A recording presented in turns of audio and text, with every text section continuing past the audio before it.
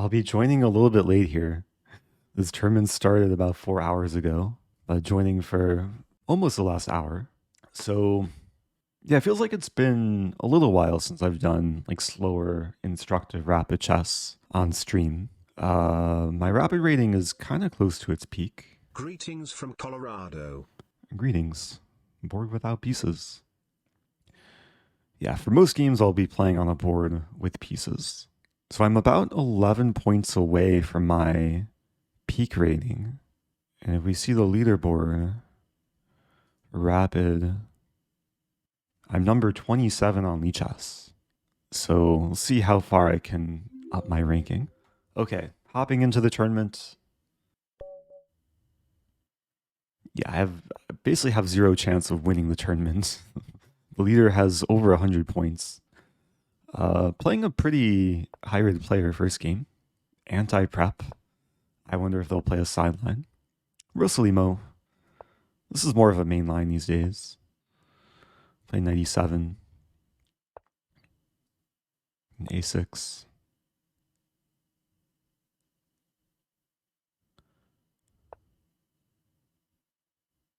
Pretty sure D5 is a move.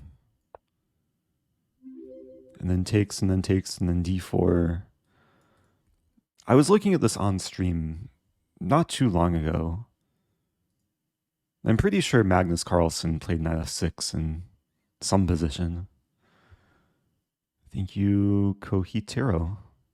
Happy 6 months. Welcome back to MVP at Life. Good to see people here.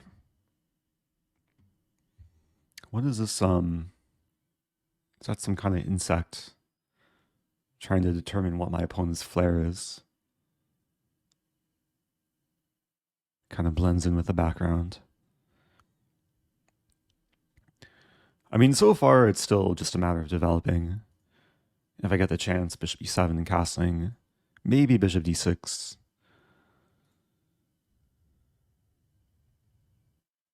White's taking time here. Usually it's me who's down on time early in the game. Usually I'm the one explaining things and yeah, finding the time deficit. So we see c3. I think I'll just play bishop e7.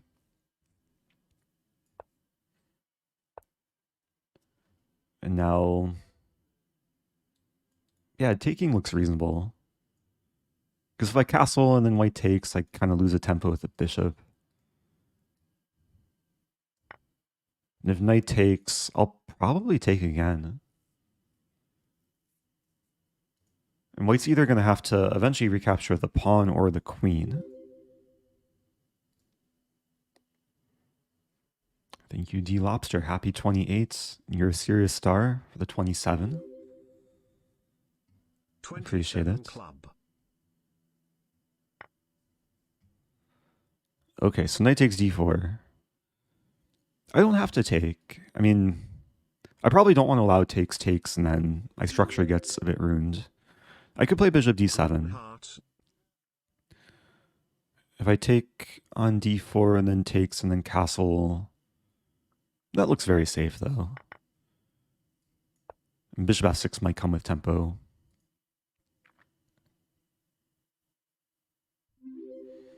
So white will probably be developing the queen side. A nice thing actually is this bishop doesn't have a great place to go. Because I'm essentially restricting these squares. If white plays bishop e3, I'm very happy to get the bishop pair.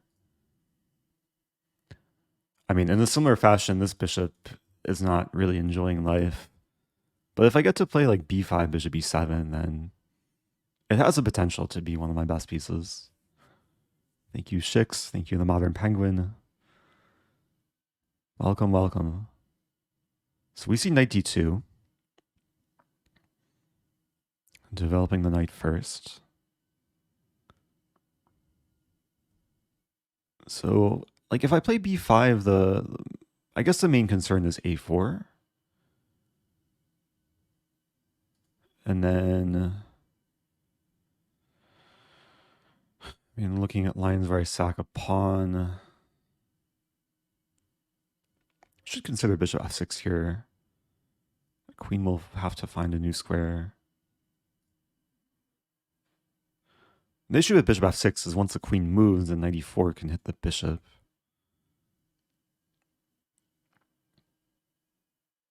I'm considering queen c7, rook d8 as well. Thanks for many months of good chess content. I'm going to play queen c7. I think this is the most flexible multi-purpose move. Preparing this and this. Thank you, Zora Nation. Happy 9 months. Welcome back to Shawarma and Bali. Oh, Bali got addicted to Drawback Chess. It's a fun game. Maybe I'll play some Drawback Chess after this tournament. But gotta stick with the real chess for now. So, I mean, again, b5, a4. Take. Yeah, let's play rook d8. Aligning with the queen. I'm not actually sure if I'm threatening any discovery. Maybe knight b4 to attack the queen and threaten knight c2. There's queen e4 there, though. Yeah, I assume the queen's eventually going to move off the d-file.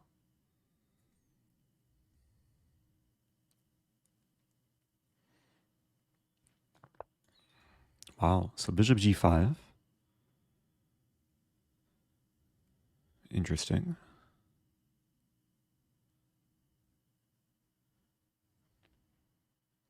I mean, takes. Knight's undefended, the queen's aligned with the rook. I'm looking for tactics, but not really seeing much. And again, knight b4, queen e4. I don't think I'm really winning anything. f5. So there's queen b1 in that line.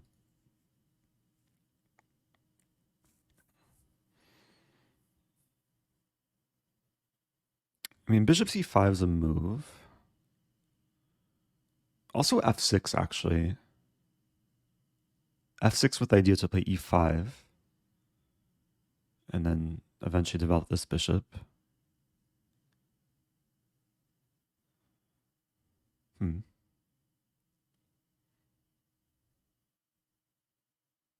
also calculating takes, f6, knight e6, takes, knight f4. Hitting the queen and rook. So after takes, f6, knight moves, I play e5.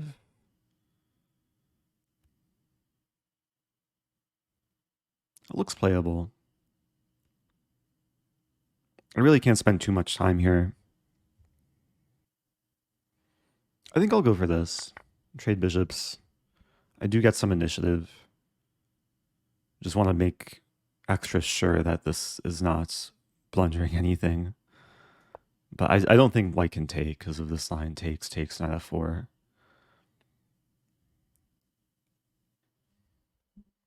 And the idea is basically to get a structure where my pawns are on dark squares, my bishop is a light square bishop.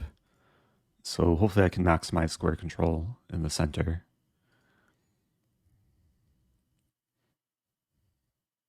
I mean, white's very solid here. It's probably close to equal.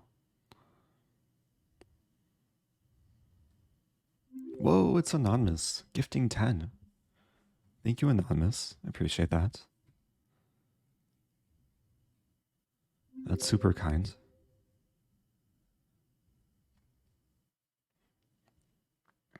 Okay, so time's about level. Yeah, I'll go for e5.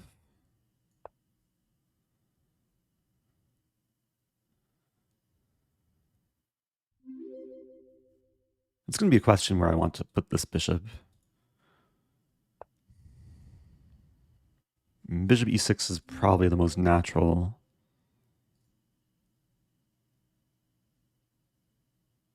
Bishop c4 concern.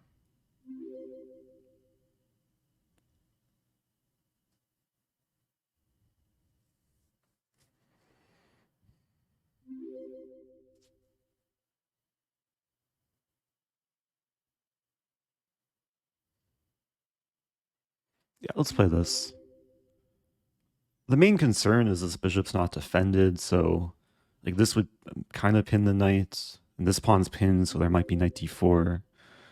But I think everything's okay. You have knight d4, bishop f7. And actually, most cases, I probably put the bishop here, just be safe. And then look to improve the rooks, expand. Life will go on.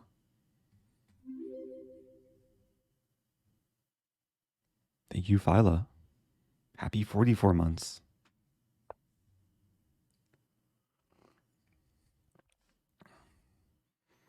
That's not the most exciting move. I mean, maybe I can start with this, actually. Just attacking the bishop. And then bishop f7.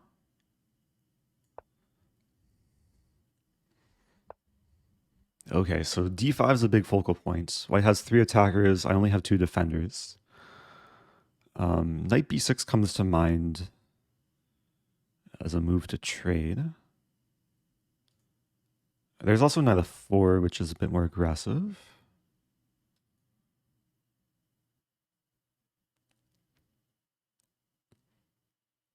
Yeah, maybe knight f4.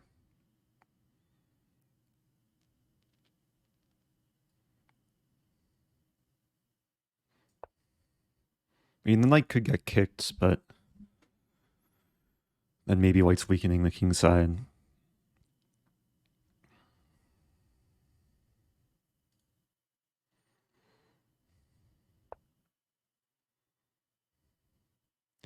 Yeah, what to do with this knight? Knight h3, king g2. I take the rook. I could take the bishop.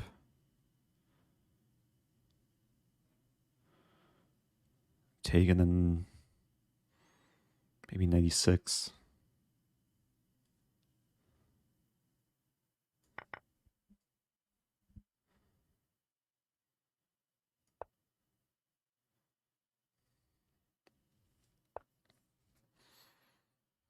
B4 is a good move.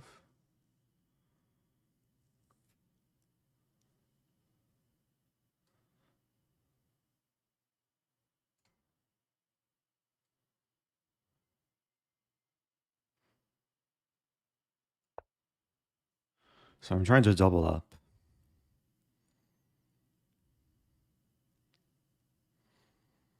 I really have to watch my time.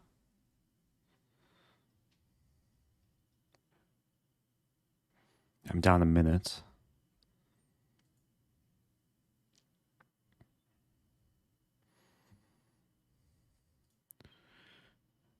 Queen f5, maybe knight f8.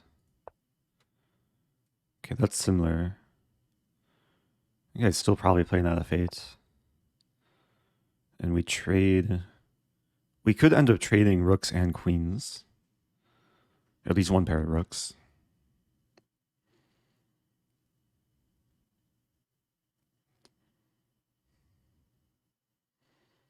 If I get the chance, I do want to play this move.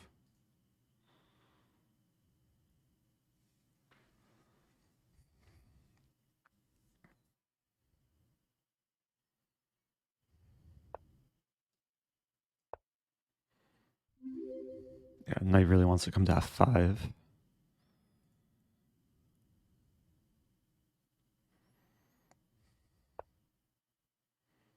Okay, so if I take... I mean, g6 is probably a safe move. And maybe I'll start with g6.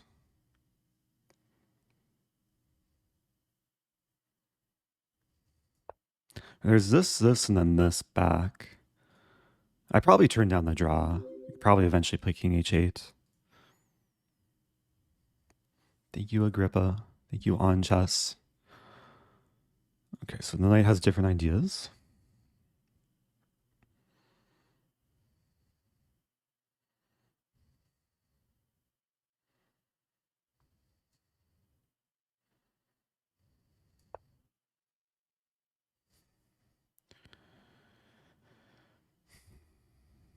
This multi-purpose discourages this from happening, enables this.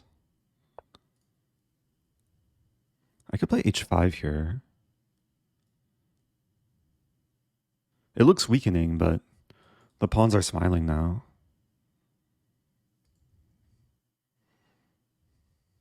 prevents h5 too. Knight will come to e6.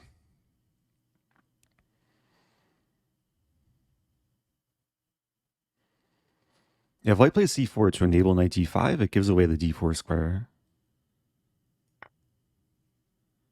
Okay, things are getting traded. Take. Yeah, I have to allow the trade. Preventing queen d8.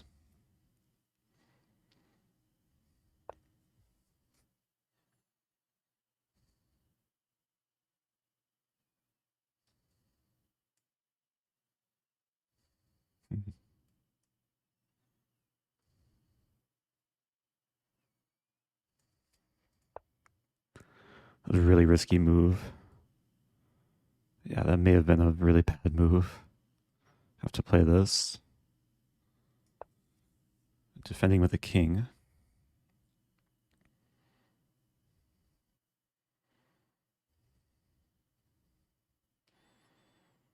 I mean, b5 could be an idea. Knight d5 maybe coming.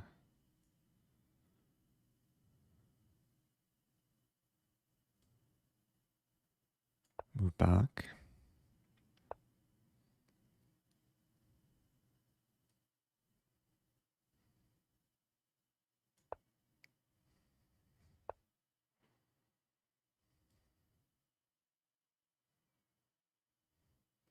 It's not looking good.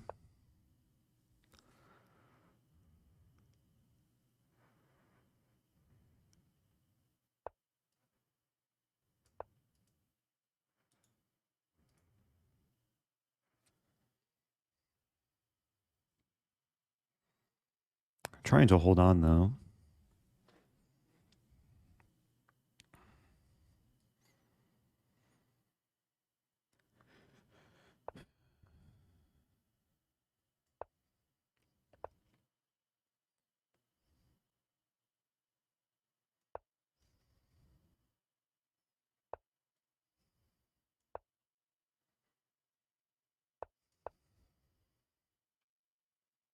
Could be a weird repetition. Try b5. So I'm turning down the draw. I took away the c4 square, so now king e7 has more venom to it. This actually traps a knight. White saving the knight though. I have this square now. And take first.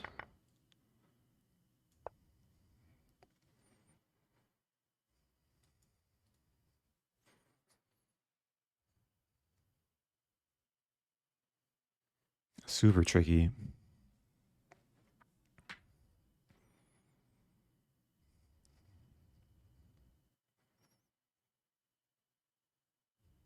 If it's my move next, I probably play queen d5, setting up knight f3. The king can't run because queen h1. Check.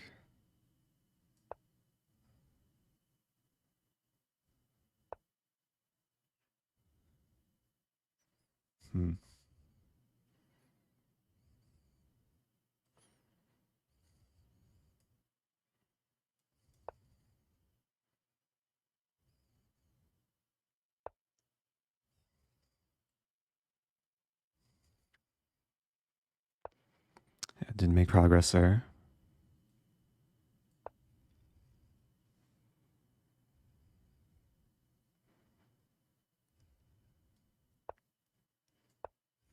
Threading mate in 1.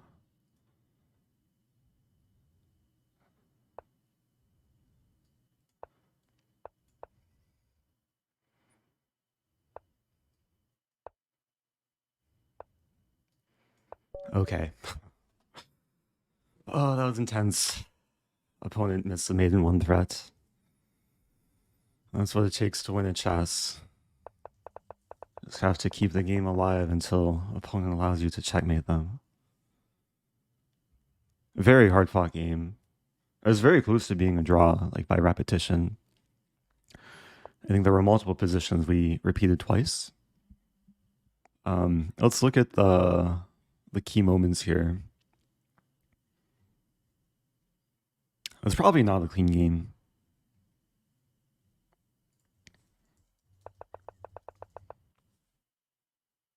So I wasn't lying when I said Magnus Carlsen played this position. I'm pretty sure the main line is takes. It's what we played, and then instead of c3, which is what my opponent played, d4 is the main move here. And then Carlsen played knight f6 in this position against Aronian. And okay, it's like kind of close to equal. Maybe white's slightly better. So, oh wow, so it was a very clean game up until here. Apparently e4 is very strong, which I don't think I considered. It hits the queen's tied down, but then queen d2.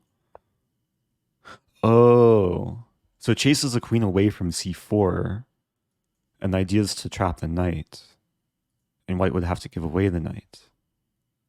Ah, and likewise queen d1. Yeah, because I had eventually played b5, which kind of had the same idea to play king e7, but it wasn't as forcing. Duck chess again soon. Oh, welcome back to XI Sparks. Okay, figuring out how to resub with Prime. I do have a duck on my desk. It's a very festive, or it was a festive duck for the holiday season. It was sent this by Andrew. Haven't played duck chess in a while. Also, thank you, Mr. Alex Gweet, the raid. I appreciate it. I'm pretty sure at some point last year, like Hikaru had announced he was going to do some duck chess tournament with a pretty big prize fund, but I don't think it ever happened. So, yeah, maybe someday I'll have to host my own duck chess tournament. I've been getting into drawback chess recently, which I might do after this tournament. So we go forward here. So I was never worse this game. I was very low on time.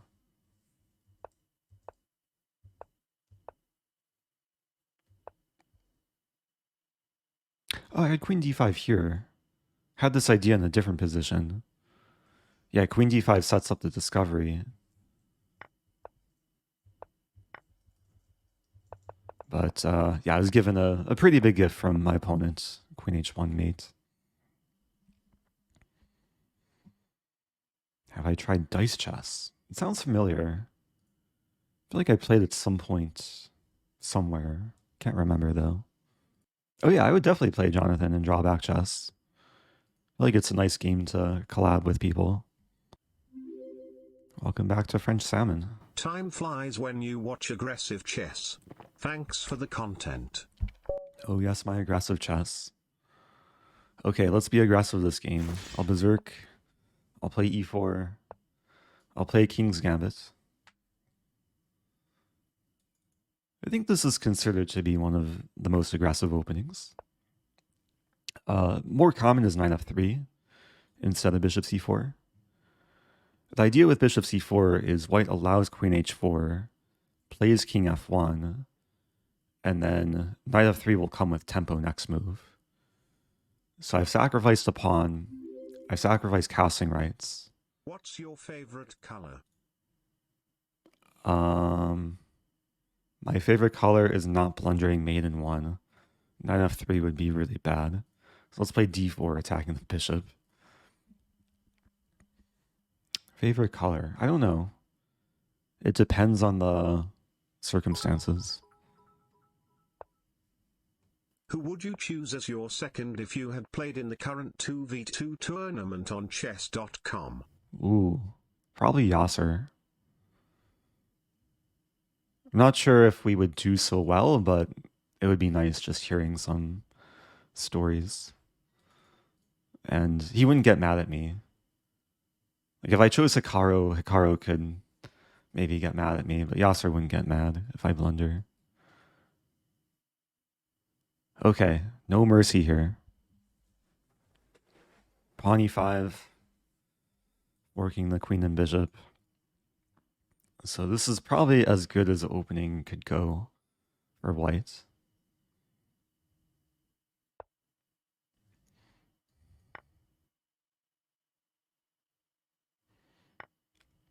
I can't quite win this pawn.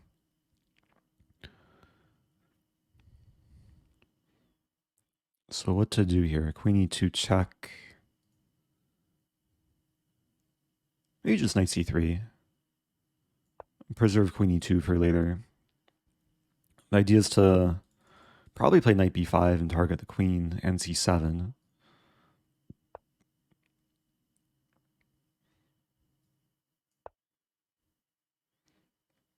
If queen c6, I can play queen e2. Oh, there's a really nice tactic here. So if queen c6, I play queen e2 check. This defends the bishop, also helps defend the knight. And then this is a cool tactic. The normal move would be to take the free pawn. But there's a different move, bishop d5. This combines the skewer, the pin, and the fork. So it's basically like a pork on a skewer. Pin, fork, and skewer. Yeah, very important the knight's pinned. I'm using the bishop as a decoy. And then knight takes c7 is pretty much guaranteed. Like even if the queen runs this way, I still take the pawn and fork. I don't think I've had this sort of tactic before. I had the disco pork once, which was a discovered pin fork. But this is kind of new. I mean, I could just take the rook right away, but I might as well take the pawn and then... Oh, do I take the rook with the knight? Okay, well, if the king moves this way... Oh, maybe it's not that simple. So now if I take with the knight, I lose the bishop. If I take with the bishop, I lose a knight. Yeah, it's not that simple.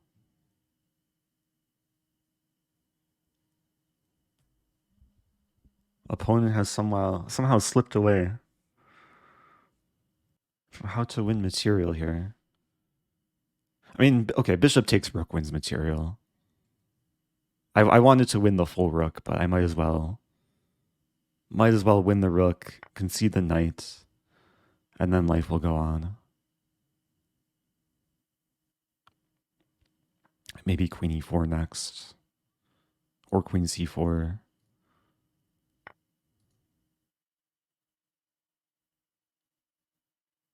Queen e4, g5. Like, I want to show no mercy. Actually, queen c4. I do have to watch out for this move, too. If I do play queen c4. That comes with check. But there's a line like here, d5, and then I lose my queen.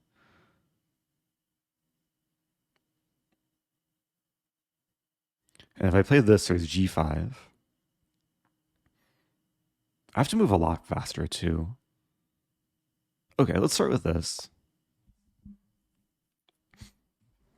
I was probably overthinking things a bit too much. Okay, I'll take the pawn.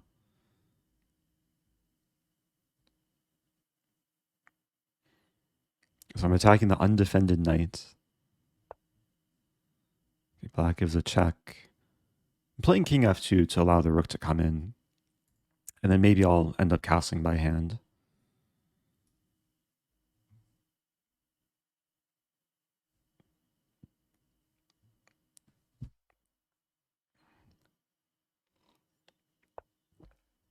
Okay, well, now I can take the knight for free.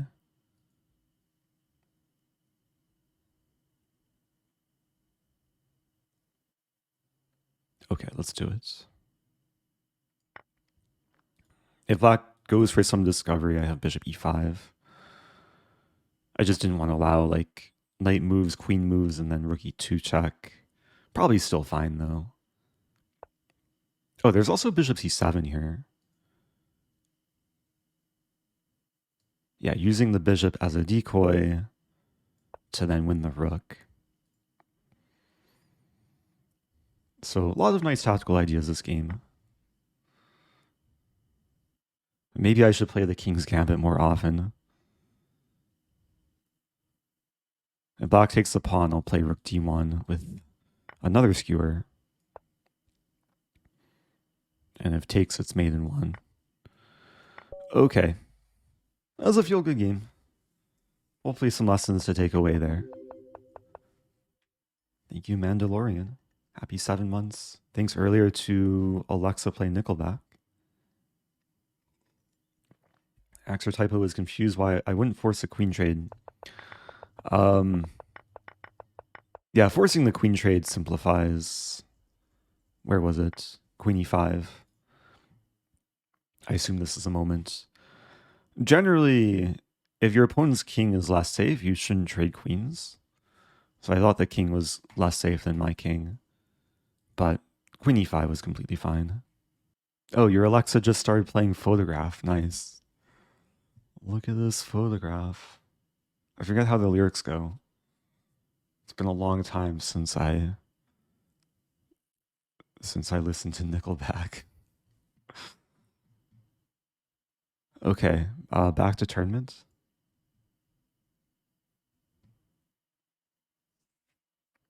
Wait, am I 3 points away from my peak? What's my peak? 2689. My current rating is 2686. I'm very close. I still do have my Alexa. It wakes me up in the morning, but it's in the other room, so maybe someday it'll make a return to the stream. Yeah, I've never crossed 2700 in Rapid. But getting closer. I probably won't hit my peak even if I win this game. We have g3. Gotta play h5, right?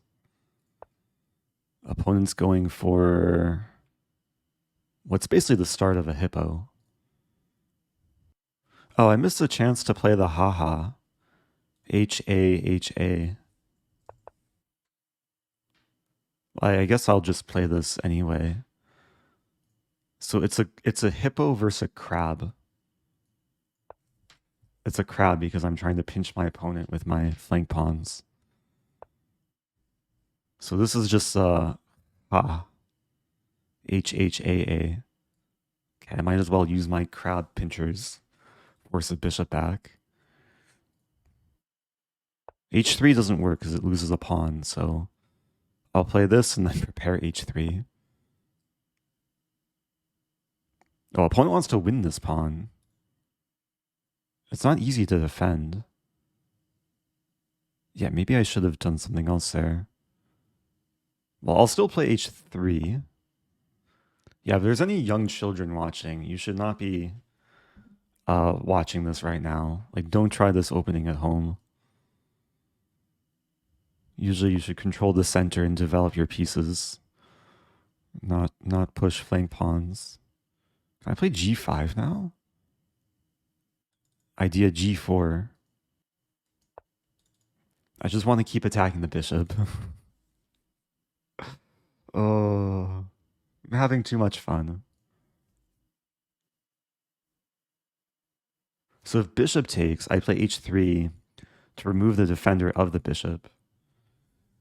If knight takes, then I lose a pawn, but knight's on the edge. Okay, so it looks like this will win a piece now.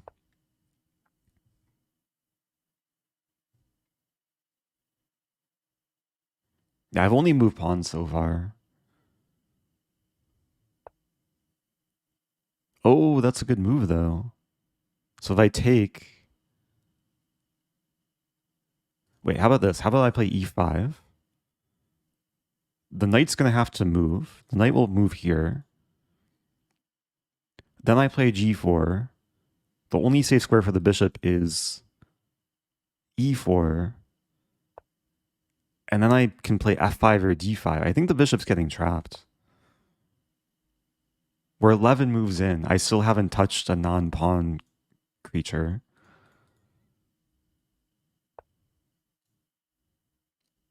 Yeah, f5. Bishop d3, only safe square. e4. Oh, wait a minute, then knight takes. I'd probably still go for that. Yeah, this bishop is trapped. Ha ha ha. We're 14 moves in. I still haven't... I'm only moving pawns. Am I about to make a world record? Someone call Guinness. Maybe for me. I mean, white has this move, so... Do I play b5 to just torment white's pieces? I think I do.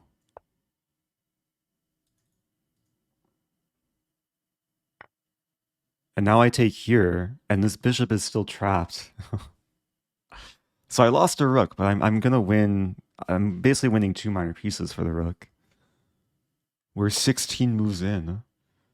At some point, I'm gonna run out of legal pawn moves.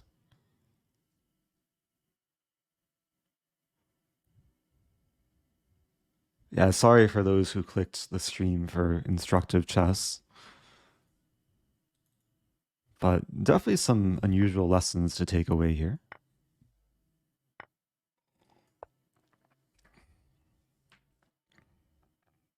Yeah, I play d4 to just gain more space and prevent the bishop from coming back home.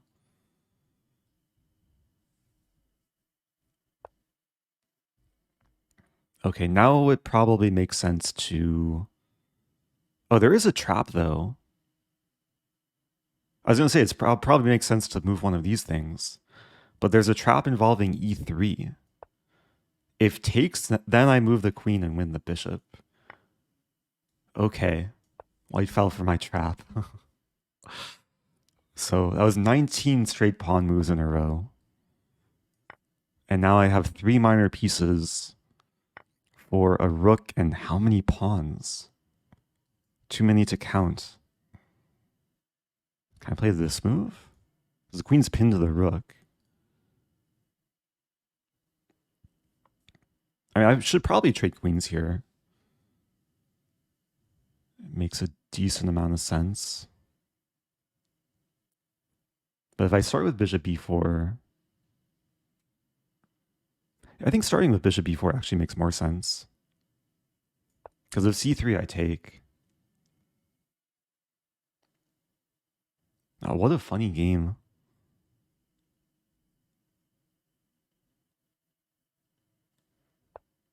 King f1, yeah. Maybe I can play this.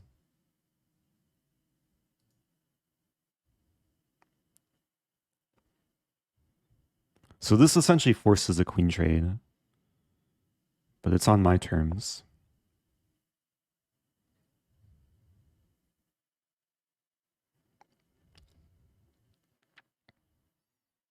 And this structure basically prevents white from developing the king side. Like, the knight doesn't have any good moves. And this pawn is blocked by this pawn, which is restricted by this pawn. The king is restricted by this pawn. I don't think f3 really changes much.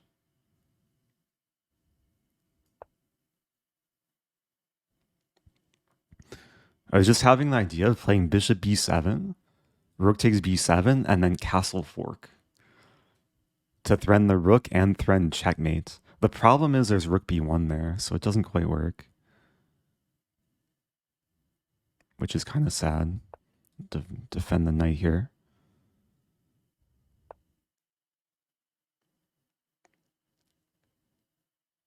Okay. I'll go in with the bishop.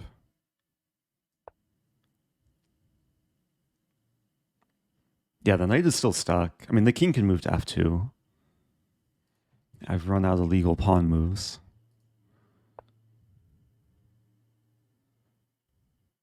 All right, let's develop the bishop. Yeah, I really want to set up this castle fork. So maybe I can play this.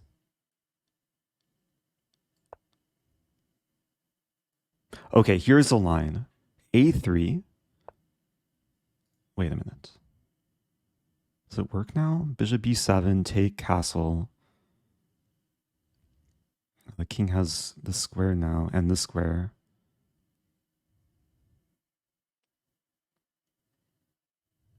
Okay, I'll take.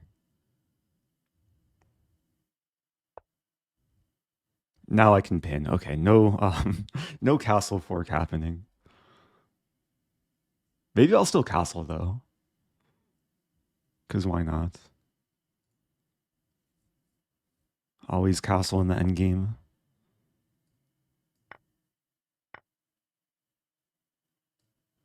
Go after this pawn first. Me checking YouTube every morning for a new speedrun episode. I'll try and release one maybe tomorrow morning, maybe the next morning.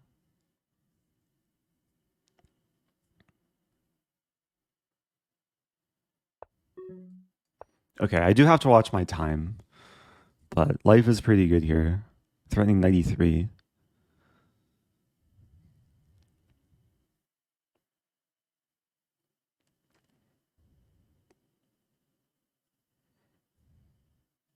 Yeah, white did manage to untangle the kingside pieces.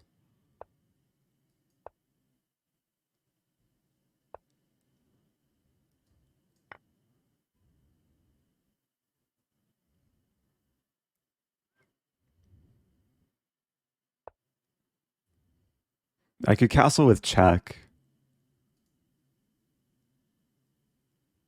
Can I castle with mate? No, I'll just castle with check. Okay. And then king. Okay, now I'll take this. Threatening mate in 1, 2. It should be force mate somewhere.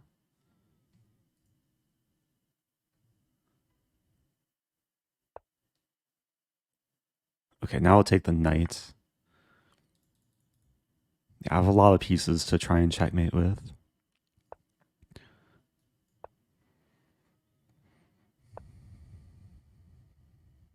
There's no concern about stalemate because my opponent has pawns that can move.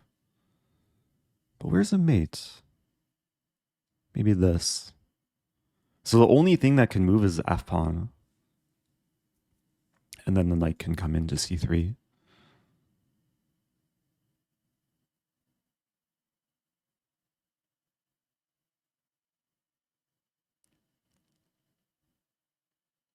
Yeah, it's very close to stalemate. Knight takes f5 would be stalemate, but f6 and now checkmate. Okay. Well, that was a game. I hope people enjoyed that. Yeah, I think this is at least my personal record of moving pawns for the first 19 moves. And they were all like reasonable pawn moves, kind of. Like every pawn move had a purpose. Yeah, this is a cool trap to set up queen a5. So who's better here? Let's ask the engine. Hey, black is already winning, even if white doesn't take. Ah, I didn't even realize, but I'm setting up queen d5 as well to hit the bishop and rook. Yeah, I only saw queen a5. Which, okay, is the best move after taking.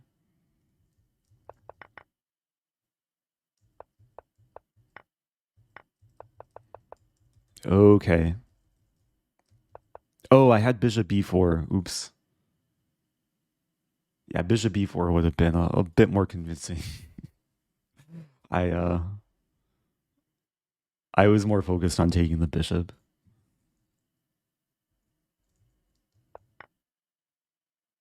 Okay, this game might go on YouTube as a standalone video. And most of my content recently has been more instructive chess, but it's fun to play meme chess once in a while. I think it was still instructive, like meme chess. So, let's move on. Have time for at least one more game. I'm top 1,000. There's a lot of players in this tournament, almost 4,500. Oh yeah, what should I title the video? There's a certain art titling YouTube videos. Winning a chess with only pawns. At least through move 19. You won't believe how many pawn moves I made. Okay. New opponents. Let's play something a bit more normal. Ponziani. I played so much Ponziani recently, though. Let's play an Italian. Maybe Giuoco piano. Play c3. So there's a few moves here. There's d4 and d3.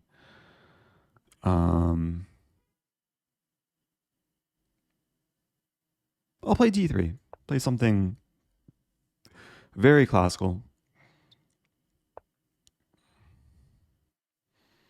Yeah, castle, castle.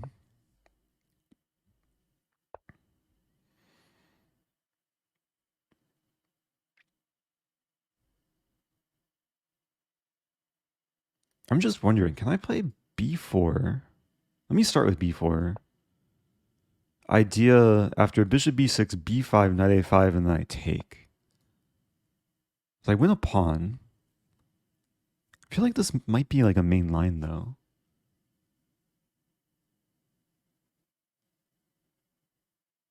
A4 is also possible.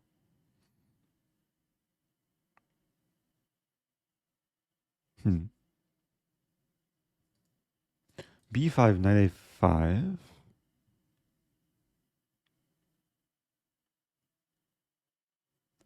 Take. Take, take. Honestly, it looks fine. Oh, there might be d6, though. So b5, knight a5, takes, and then d6 is a concern. I have knight g6 there. Even knight f7. If I move back, then there's takes, takes, takes.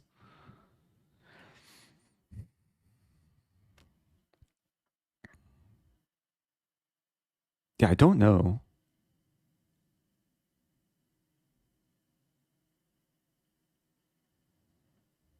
I think b5, like... I think maybe it would pay off, but objectively, it's probably not the best move. So let's revert to continually pushing pawns. Taking inspiration from the previous game. Pushing pawns in a different manner. It was really deciding between two pawn moves. If a5, then I can play b5, and then I should cleanly win a pawn.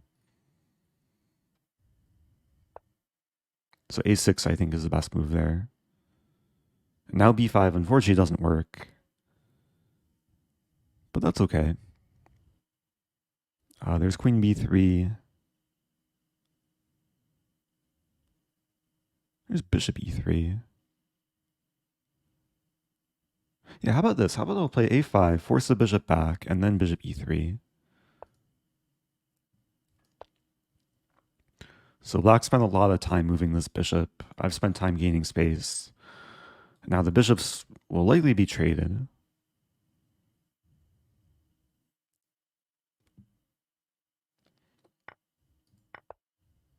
Okay, black plays g6.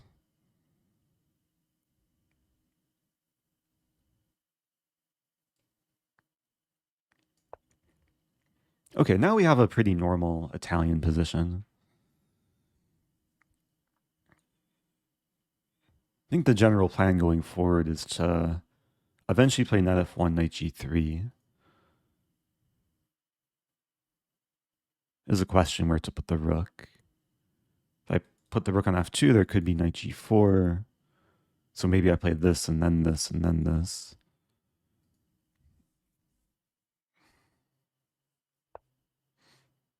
Okay, bishop e6.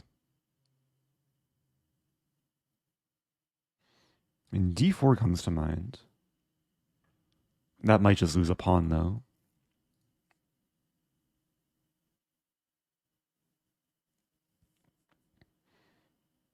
I'll play h3.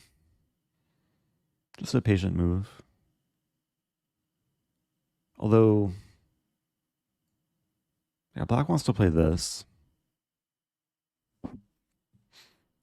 Maybe queen e2. Or queen e1.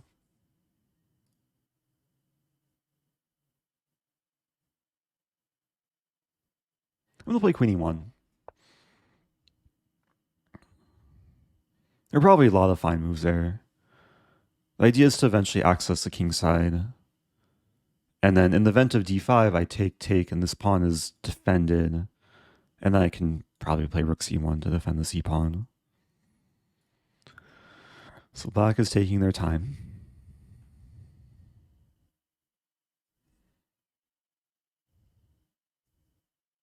Yeah, the Italian is definitely like generally a slower, more positional opening than something like the King's Gambit. Or something like whatever I did last game. Waves. Oh, thanks for the waves, Giganto Bear. Welcome back. Thank you, Rat into Kitchen. Okay, so black takes the bishop. Pawn takes is probably acceptable. But I think I'd rather just keep the structure intact.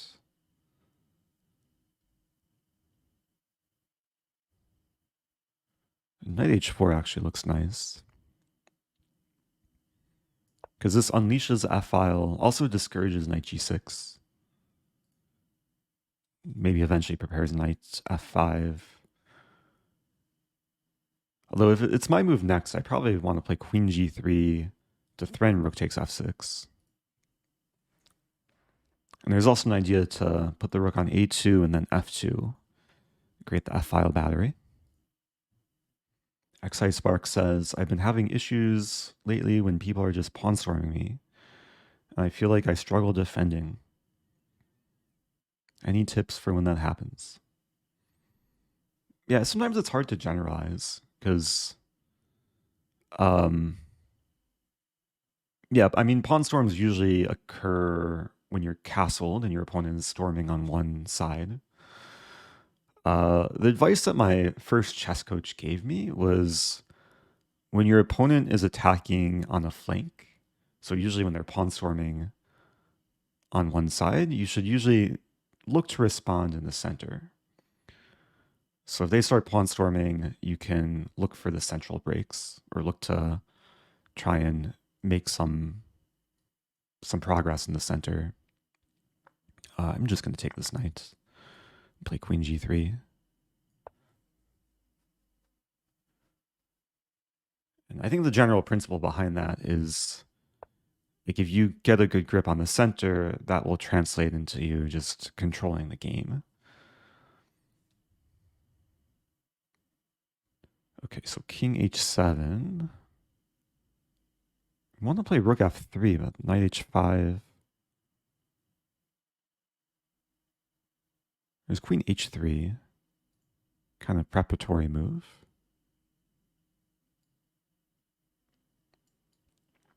Yeah, black is still solid here. Yeah, that's probably the best advice I can give. Usually just look to play in the center. Or sometimes you want to look to play on the opposite side. But that's generally when you're castled on opposite sides. You want to try and seize initiative quicker than your opponent.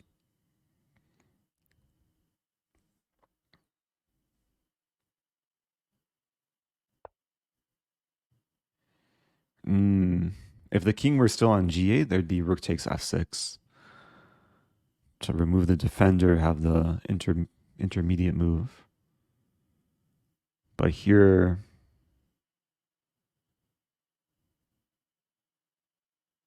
yeah, what to do?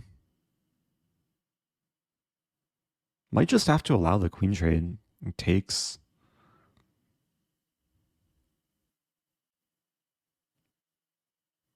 And there's queen h4, trying to assess the endgame.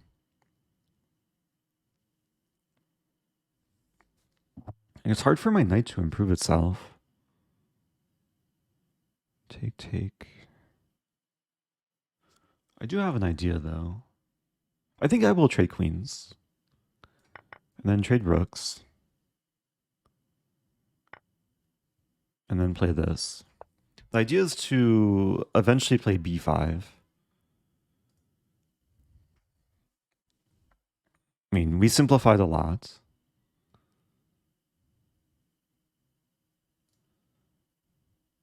A very strategic endgame now.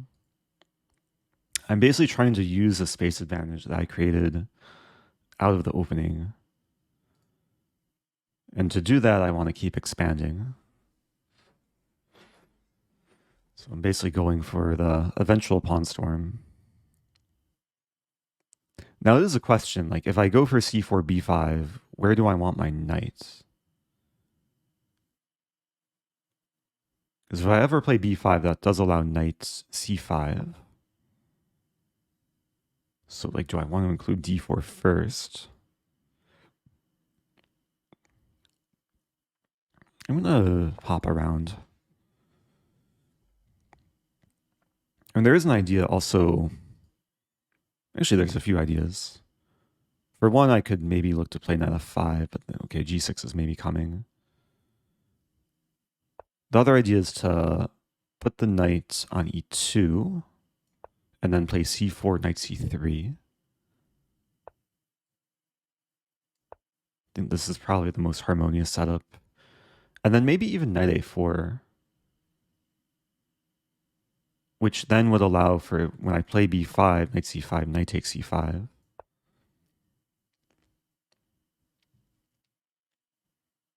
So it's actually a very rich position. And it's not the typical like sack and attack type position that sometimes I like to go for, but one of these endgame strategic grinds. So I'll play knight a4. I probably want the king on e2, just a bit more centralized. Have a lot of time here to gradually improve.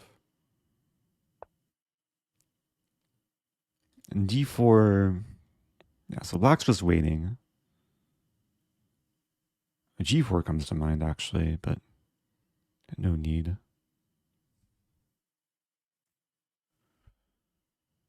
going to start with this, see if black wants to even offer the trade. Yeah, I don't think I want to trade, so doing a little bit of moving around. Yeah, I wouldn't mind if g4 and then the h-file opens. Actually, there is an idea to play g4 myself and then get the knight to f3. Black plays b6. Take. Let's go for this.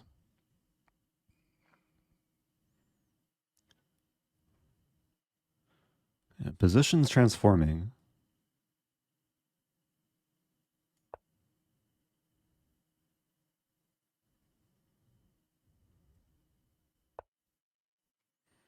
Okay, here I can take. I think my opponent assumed the pawn is pinned, but it's not pinned because my knight defends backwards. So here the patience just paid off. Like, I really didn't do much. My opponent just kind of self-destructed there. Still takes some work though. Probably look to get the knight to b4 to support the pawn. Maybe d4 first. Oh, this still takes work, actually.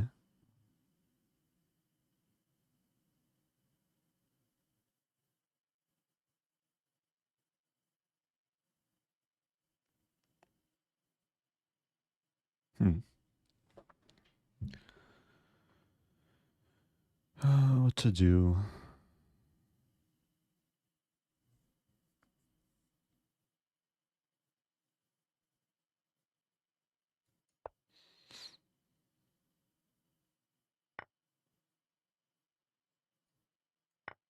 So here, take there. think this is okay.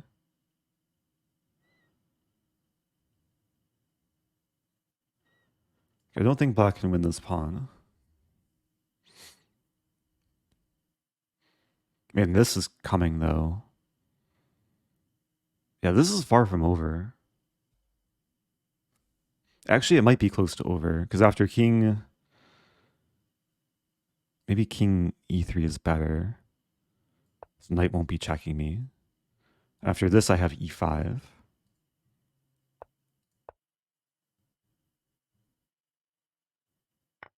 there's a line, knight c5, knight a4 takes, and then e6. I think knight a4 is winning. I'll definitely take my time here.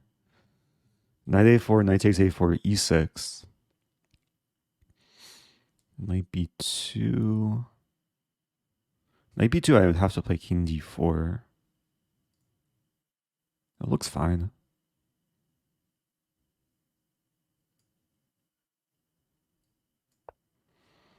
Oh no, my knight.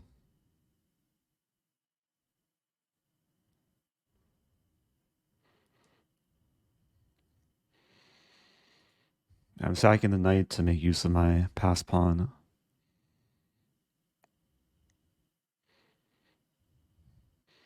If black doesn't take it, then I just take.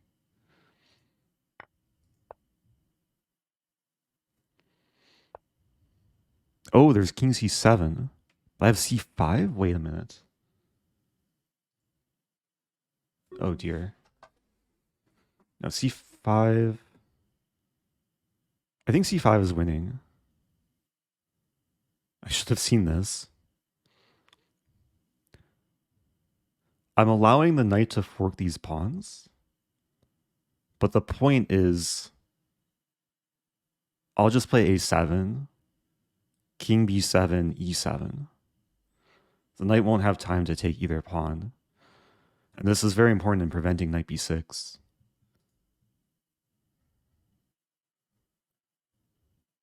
Yeah, I was a little bit reckless not being aware of this move. It's so important to have the c-pawn here.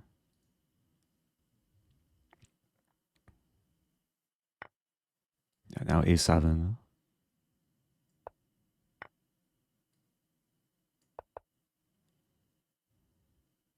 Okay, now should be pretty easy cleanup. Go after g6.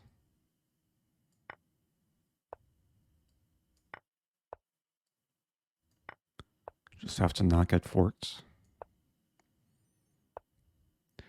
You can never get forked by a knight if your pieces are on different color squares. Okay, let's take. Ah, they're going to play king a1. Good try. Very good try. Opponent tried the Rosen trap, hoping I would pre-move something.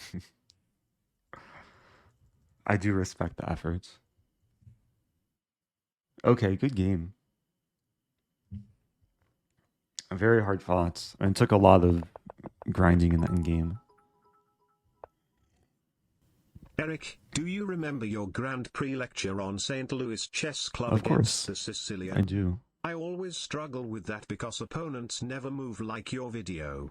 Any advice? Yeah, the lecture was more of an introduction to like the main lines at higher levels. Sometimes at lower level, it's not quite about learning the exact theory, just knowing the attacking ideas, which I think I still show in the lecture, kind of at least the basic setups. Did rook takes f6 instead of queen trade? Wait, what point? Oh, in this position. Also, oh no, my keyboard. I have to charge my keyboard. Oh, it's funny. Like, I had mentioned this move if the king were on g8. I didn't even consider the fact I can take and then take and then take. And e3 is defended, so there's no queen takes e3. I'm winning the rook. Yeah, I would have gone for this if I saw it. I just missed it.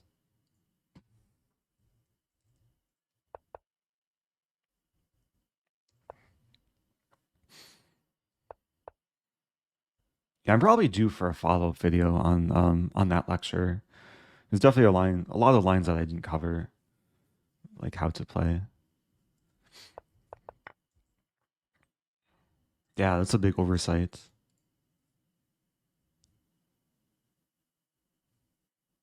Good job to everyone who saw rook takes f6 as possible.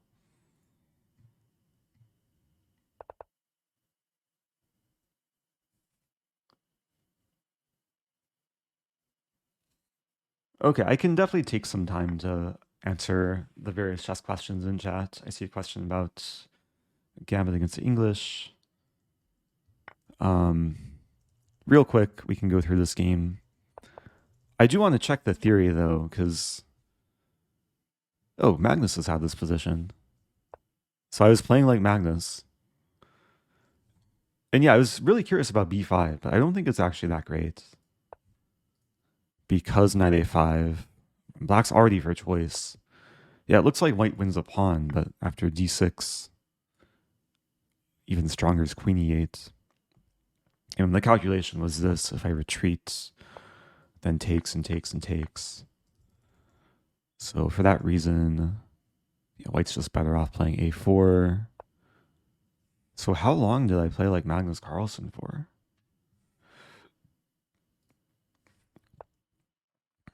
Magnus played 92 against Wesley, so yeah, their game took a completely different route.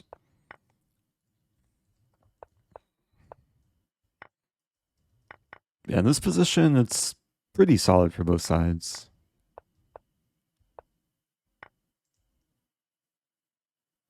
I think here I move pretty quickly, right? Like, yeah, I should have considered knight f5. I was just excited to double the pawns, and I mean the structure doesn't look so pretty, but with knight f5, there's a lot more attacking potential for white. And black doesn't have the same move knight f4 because my pawn's on e3.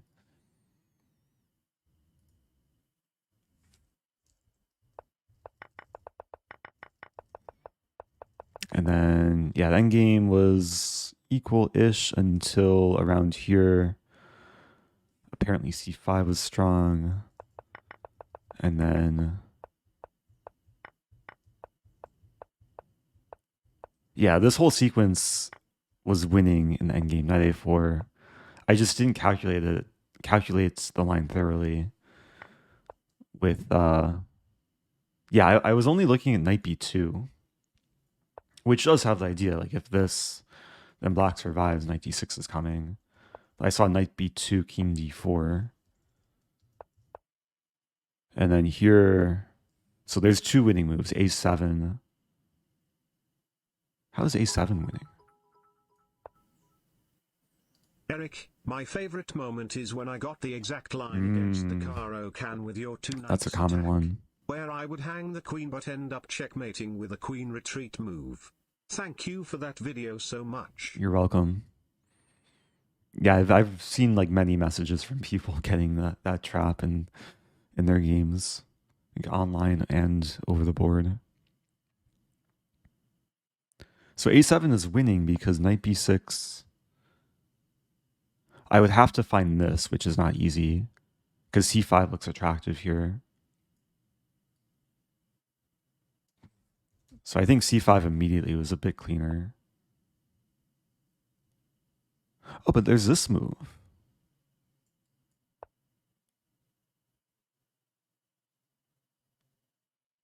Wait, this still... If my opponent played this move, I'm not sure if I would have found king d4.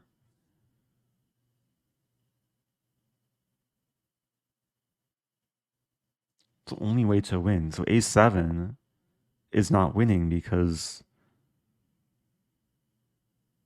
this and the e7, there's a fork. If king d4 now, knight d5, king e5 takes here. How is this not winning for white?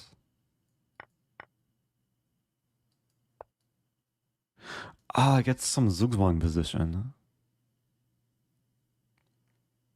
Wait, is there g4 though?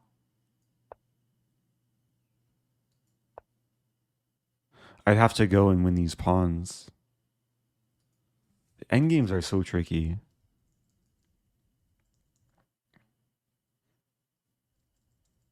Yeah, I could have easily let that one slip. Happy 33 months, Eric Smile. Hey, happy 33. Welcome back, Arun. Hope you're doing well. Yeah, if you're just joining, I just played the kind of the last hour of the monthly rapid arena. Tournament is over. Good job to this person. I finished just outside the top 1,000. I don't think the last game counted. So I think what I'll do is I'll answer some various questions in chat, and then I can move on to some drawback chess. And I'll probably save getting my rating peak for another day. So there's a question from, I think from Franny. There's basically a question about a gambit against the English. I think there's probably 2 or 3 gambits that come to mind that I've played in the past. So I'll share one of my favorite ones, which is this. You play a reverse Grand Prix attack. And then when white plays e3, there's a move here, d5. Black sacrifices a pawn. When there's only 2 attackers, or 2 defenders, white has 3 attackers. The point is to play knight b4. A lot of players will kind of walk into this line. And actually, a lot of players go wrong here. Really, the only good move for white is to play d3. But most people play d4, walking into e4. And then knight d3 is coming, and it's really, really nice for black. So that's gambit number 1. There's also some other lines, like if white takes, then it's pretty similar. Take, and then whatever takes back, knight b4, hitting d5, threatening knight d3. It's nice for black. There's another gambit which goes like this. I think it stems from a 4 knights English. And when white plays g3, there's a cool move here. It's pretty uncommon in the master's database. Move is knight d4, or in the Lichess database, I should say. It's like 10th most common. Master's database, it's 4th most common. The point is black sacrifices a pawn to play queen e7. Oh, there's a question, good aggressive line against English. Well, that's what I'm showing. Yeah, all the lines I'm showing are completely like reputable too. I think the engine will say that black's like already for choice here. Yeah, it's easy for white to go wrong. The funniest way for white to go wrong is to play knight d3, which has happened in 377 games. After knight d3, black to move and finish the game right away. Let's see how many people can find the checkmate in one. Okay, good job to most people. Knight f3 checkmate. Not something you can do every day, especially against the English opening. So for this reason, white has to, like, white can't move the knight. Knight f3 is also getting mated. White has to play f4. And yeah, the engine's already preferring black after pawn d6. And I guess the line goes knight d3. Now knight f3 is not mate because king f2, but there's bishop f5. Black has a lot of initiative here. And this is threatening to win the knight because the pawn is still pinned. So, that's another gambit. That's something you can really only do against this setup, which not every English player does. But there's another gambit too, which stems from this position. And the one I'm about to show has been very trendy lately in high-level games. Franny ST. Oh, the question was from Franny ST, saying it was some new prep of yours. So the newest like prep for a lot of like top GMs is this line, pawn e5 or pawn e4, which used to be considered not so great because of knight g5. and the pawn is overextended. Actually, there's a few different gambits here. There's a gambit that's named after Anna Crownling's dad, the Bayonne gambit, which is b5. Yeah, Lichess has a name. And this is cool, but engines have basically refuted it. There's a very strong move d3, which if you know the move d3, then you should get a better position as white. I think the idea is after takes, white just gets quicker development. Black doesn't really have great compensation. But the more trendy gambit recently is this move c6. I had discovered this move maybe like close to 10 years ago, looking with the weaker engines, whatever we used back in the day, like Stockfish 6 maybe. And the point is after takes, black loses a pawn, but gets to play pawn d5. And after takes, knight g3, there's h5. And there's been a lot of like top level games recently that have gone down this position. But we can see by the dates of these games, like they're all from 2022 basically. So yeah, it's one of these lines that only became popular within the last few years. And white should be better, but it's super tricky, like e3, h4. The best move is knight e2, which is not natural. It's more natural to play bishop e5 and then knight e2. And there's a game Nyezhmetdinov-Rossolimo, which may have been one of the first games in the top level in this line. Thank you, Leo Spaceman. Happy 22 months. Do you think the London is too slow of an opening? It depends how you play it. It can be super aggressive if you play it aggressively. It's probably one of like the more flexible openings. Because you get a structure, and then if you want to be solid in the middle game, you can be solid and slow and kind of gradually improve. But if you want to be aggressive, there's so many cases where you can attack right away too. How to continue London after d4, c5. I think I have a study dedicated to that. Let me see. Studies. I had to do a search for Tate, because there's a well-known game between Yermolinsky and Emery Tate. So this was, I think Lichess said it was 4 months ago, I made this study. I made this study actually in response to like some random question on Reddit.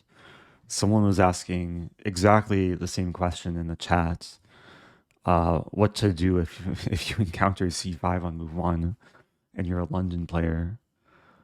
So if you want to look at my analysis, you can click the link in the chat. But basically, I have all the explanations and variations here. The trickiest line is to take, and white doesn't go for a London here. You just accept the gambit. Most players will play e6, you play knight c3, they take, and then you play bishop, or then you play knight e4 attacking the bishop. And then you also target the d6 square. And then after bishop e7, which a lot of people online do, most common move. Fun fact, 31 is a number. Oh, that's a really fun fact. I'll keep that in mind, especially if I want to impress some people at the bar. Okay. Anyway, knight d6, white's already for choice. There's a move d5 here. The idea after takes, black wins back the piece. But then there's a really cool counter idea, pawn e4, temporarily sacking a pawn, and then queen g4. And white's doing well in this position. So that's just a simple starting point if you want something a bit offbeat against pawn c5. I don't recommend e3, because e3 shuts in the bishop. It's a little bit passive. The objective best move is to play pawn d5 in this position. And yeah, I include a game where Emery Tate lost in 9 moves. And it's actually a cool game. White just reinforces the center. After takes knight e7, White plays bishop g5, pinning the knight. Tate played h6, bishop h4. g5 walks into knight f6 checkmate. Nice smothered mates. So Tate played queen a5 check. Keep in mind, Tate is an international master. Playing white was Yermolinsky, who's grandmaster. And after c3, knight f5, it looked like black solved the problems because the knight is no longer pinned, bishop's attacked. But after the next move, white is completely winning. So this is a good puzzle for anyone who didn't see the spoiler in the notation. White's a move, find the only winning move.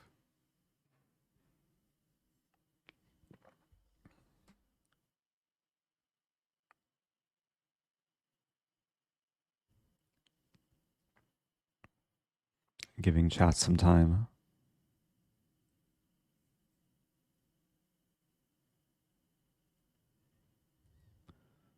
The first suggestion was queen a4 question mark, but it should really be queen a4 double exclamation mark. Yeah, queen a4 is just a legendary, oh no my queen. But if black takes it, it's checkmate. And there's no way for black to not get mated or lose a queen, because white's controlling all these squares. If queen d8, we just take it with a bishop. If knight c6, defending the queen, we take, and then if takes, it's mates. So, not a tactic you see every day.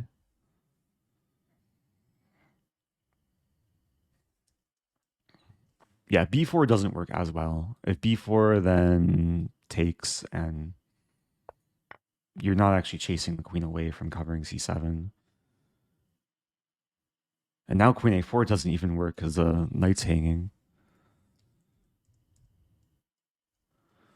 So anyway, it's one of the famous like miniature games. And there's very few games that exist where a very strong player loses in less than 10 moves.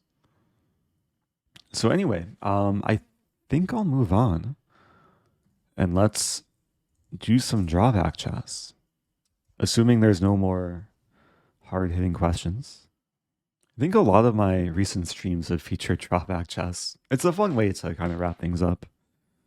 Is there anyone here who hasn't seen me play drawback chess or doesn't know what it is? I see one question asking what's drawback chess. So I'll explain for anyone who's new. It's a new website. It's a chess variant. With every game, each player has their own drawback. In every game, usually you get a different drawback. And it's supposed to level the playing field. So I'm just going to start a game. And yeah, it's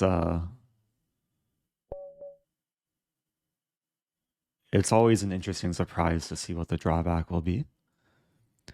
So, speaking of surprise, element of surprise can only capture each piece type once. Uh-oh. Okay. That's a pretty bad drawback. That means for the whole game, I can only capture a single pawn. Yeah, that's really difficult.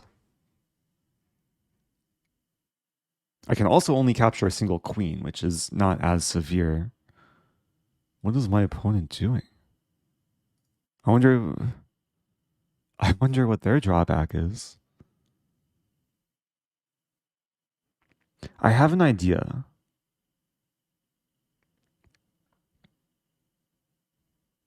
I'm going to play this.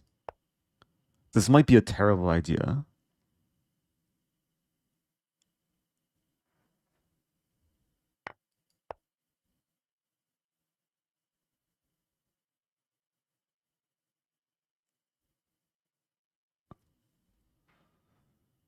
but bear with me.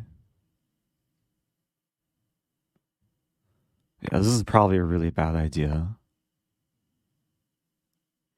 So far, I've captured 0 piece types. I'm also just realizing my whole plan doesn't work. I want to play this, and then take, but I can't take again because I'll have already captured a pawn. Okay, well now at least I can play bishop d2.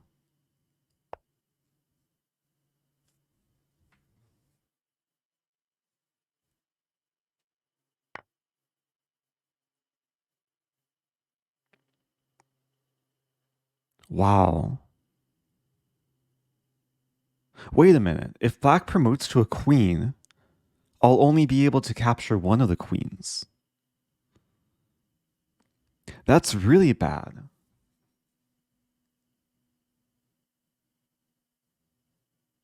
If I play queen h5 here, g6. What if I take and then take and then take? Maybe that's the way to go, actually. And then take and then take. So I'll have captured a pawn, a rook, and a queen.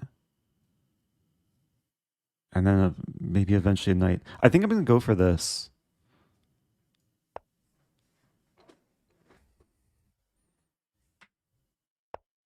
And then take.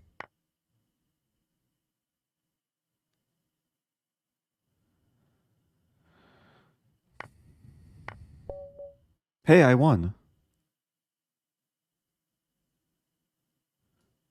Oh, wow. Haha. Love. Why did my opponent allow me to capture the rook? They could have played king d8. I won. Wow.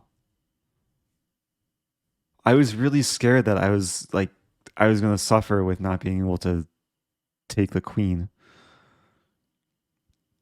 I got really, really lucky there.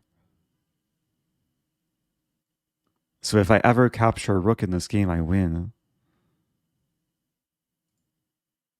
Okay. Oh. Yeah, I would not be able to legally take the pawn because I had already captured the pawn. The calculation was takes and then takes. That would be crazy though if my opponent, like if the game somehow continued, my opponent took and promoted to a rook, then I wouldn't be able to capture the rook. Likewise, oh, actually, yeah, they could have also promoted here and my bishop's pinned. I'm really fortunate. Okay, let's move on. So I'm I'm 1 out of 1 today. Back to lobby. So this is drawback chess. Jumpy. When possible, you must move a piece that is being attacked. Wow. That sounds really annoying. I don't know what the strategy is. So if like a pawn is randomly attacked, I'll have to move it. Wow.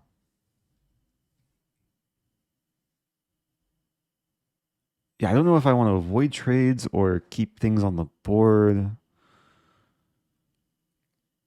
I usually just default to a hippo.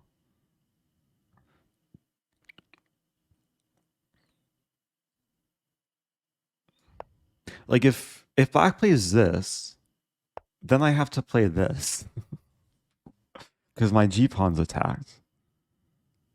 So I want to restrict my legal moves with things that are potentially going to be attacked. I mean, I could play d4 here, and the pawn doesn't really have any legal moves.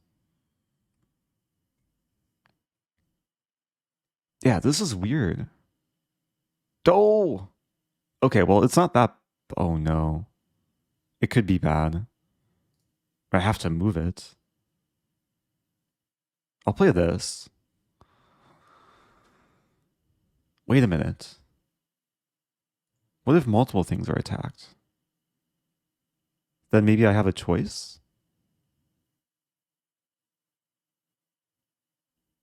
Hopefully I don't just lose. Yeah, I think I have to move this or this. Let's just take. I won.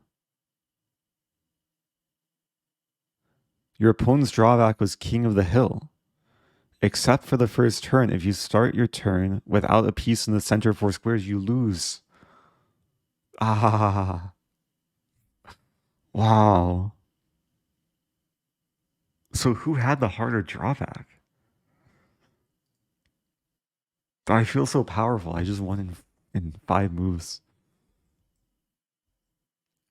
Yeah, my opponent maybe should have played bishop e4 there then. To maintain something in the center. Yeah, we see the elo. Like, I did have the harder drawback technically based on, I guess, past results. Okay, well, it feels so weird to like win the last couple of games. Like, I played the winning move not realizing that it's a winning move. Yeah, it would be interesting to like play a version where you can see your opponent's drawback and they can see yours, and then you're like actively working to exploit their drawback. But then I guess there could be some lopsided matchups. Okay, peons first. Peons first. Can't move pieces that are one square behind one of your pawns. Oh, so I can't move any of these pieces. Okay, I think I understand that. I don't think that's so bad though. I'll just social distance my pawns from my pieces. But I can't play this move. Is it bad? I could play a Danish. Let's just get rid of my pawns.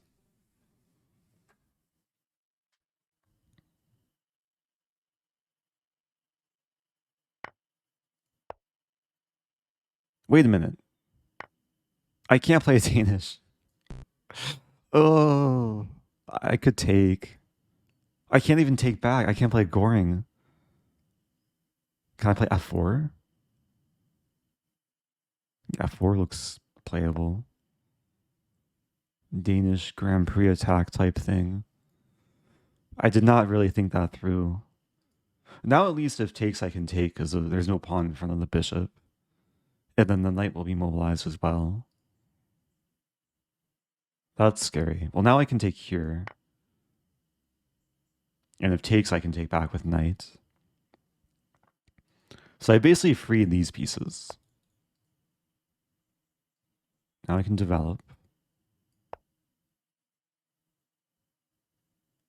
Yeah, this isn't so bad. There's a problem though. Like, let's say I play g3 and knight f3. My knight can't move again because it's behind a pawn.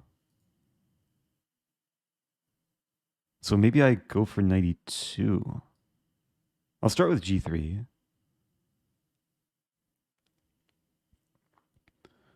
It's also a question, will it allow me to castle? I guess I'll find out soon. Maybe e5. It's kind of annoying. Let me just go for this. If takes, then maybe takes and queen b3.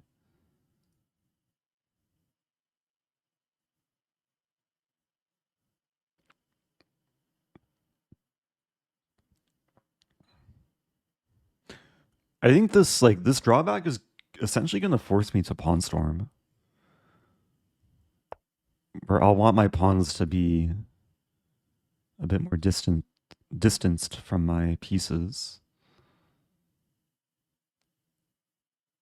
Here, I'll play knight e2, defending.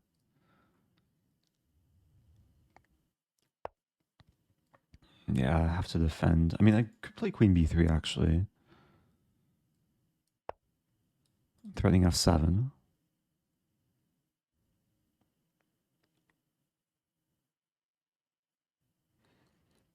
There's really no sign of what my opponent's drawback is. They're playing pretty normally. Okay, now let's... Oh, that's a good move. Okay, I'll take here. Bishop g4. I'm not sure if I'll be able to castle, because my king's not behind a pawn, but my rook is. But generally, like, castling is considered a king move. We'll find out soon enough. Maybe h3. h3 makes sense. Hit the bishop.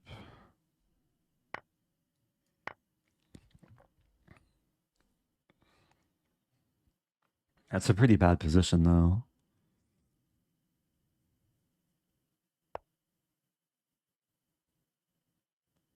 Okay.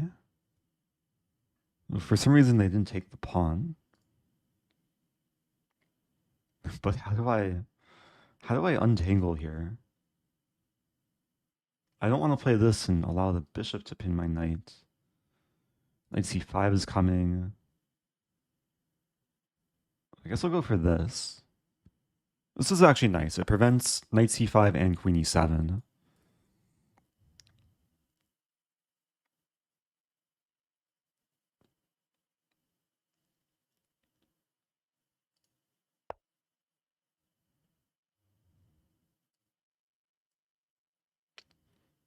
Now I'll play rook h2. Like, this does paralyze the rook because I have a pawn on h3, but my opponent doesn't know that, and maybe I can get away with castling. Or hopefully my opponent doesn't know that.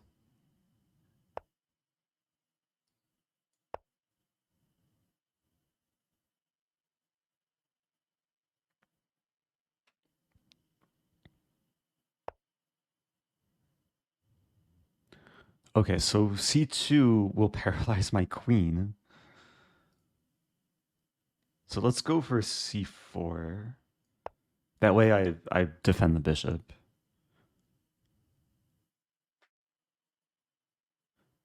Okay, it's very important. Behind one of your pawns. So the bishop is behind this pawn, but it can still move. Now I can move my bishop. Oh, but now the bishop's paralyzed. Yeah, it's weird. Like, to unparalyze the pieces, I have to get rid of my pawns.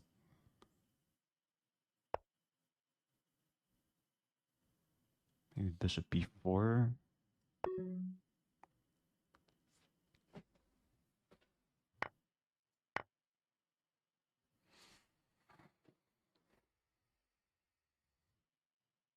It's actually like a relatively balanced position.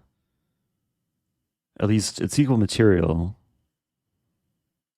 I'm not so sure how to evaluate it. Knight b6 is a threat. So what to do? Play g4 and I hope somehow this works out. Knight b6, queen b5.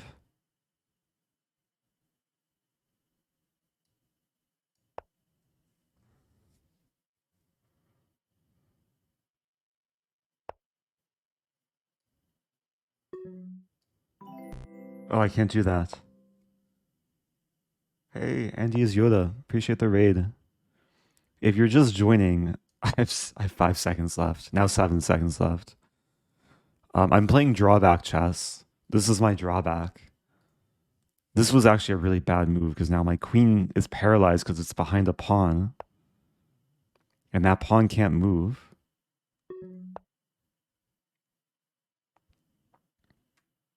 If this or this come, I'm kind of just toast. Yeah. Oh no, my queen.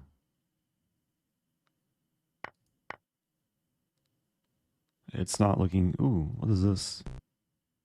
I can't move the bishop. I can play this, though.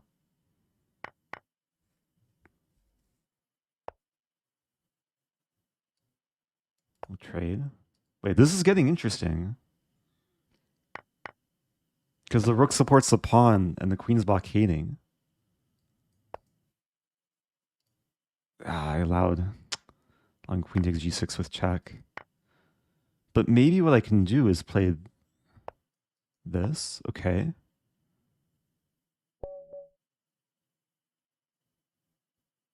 Hey, I won on time. Oh, that was a weird ending.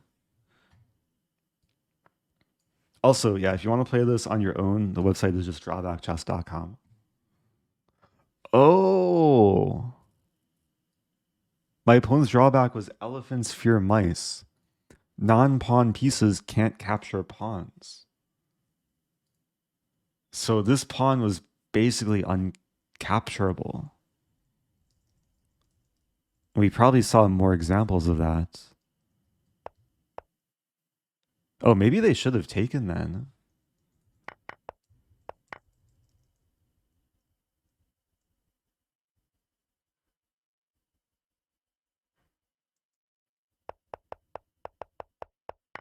I guess there was an example like if knight b6, black would not be able to capture, so it's not actually a threat.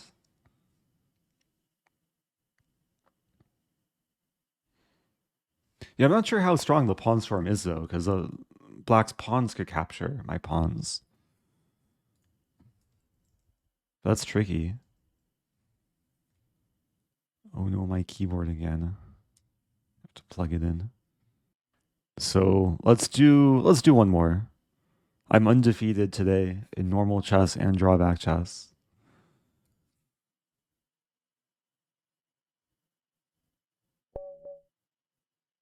Oh no. I had this one with a different square the other day. On move 14, you must move to b1. So if I can survive and achieve the expedition, then hopefully I can what? I won? You lose if you have more pieces than your opponent. Haha. Oh well, that's good I didn't take back the pawn. I won in 2 moves. Ah, so strong. Okay, I have to do one more. Yeah, so it says I had the harder drawback. And my opponent should not have been the first one to capture. That's really funny. My plan was to try and provoke c4 and then eventually get in like some bishop f5. Just have access to b1. Thank you, Stellar Chess. I appreciate the raid. Okay. Well, back to lobby. Yeah, so that makes it 3 games today where I've won due to my opponent's drawback, kind of in some surprise fashion. It's got to be hard to lose in 2 moves, even with such a drawback. Wait a minute, what did I do? Join queue. Okay.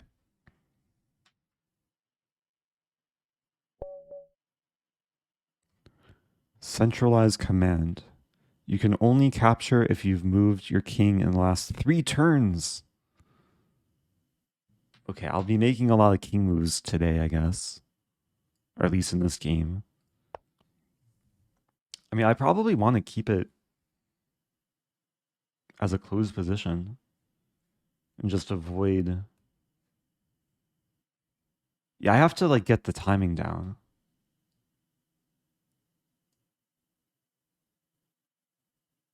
Wait a minute. Are they going to play what I think they're going to play? Okay, good. If my opponent was sniping, they could play this and then just destroy me. So it'd take another move to get my king able to move. I'll play queen c1 just to have some insurance that I can move my king if necessary.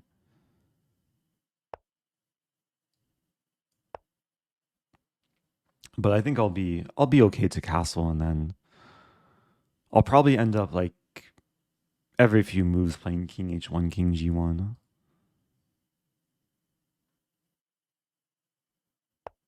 Yeah, this should not be so bad. I'm not actually in like much rush to castle either. Play e3, 92.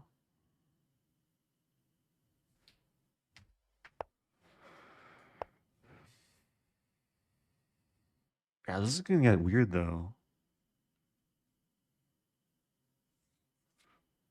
Like I do probably want to simplify a bit.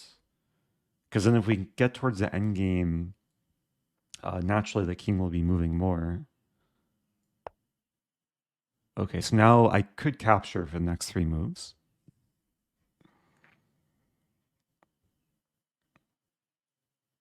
But there's probably going to be no reason to take anything.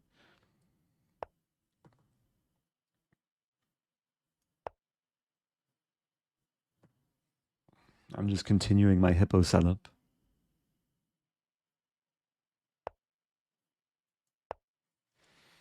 Okay, simple chess.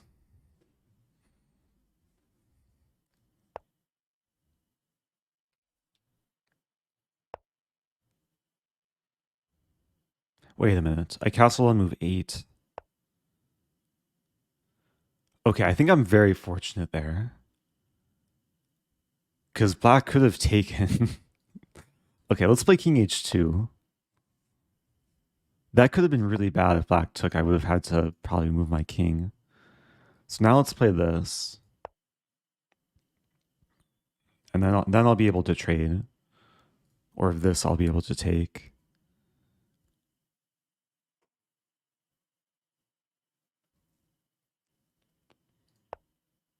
Yeah, I wasn't even trying to bluff there. It was just kind of an accident. I forgot the diagonal opened.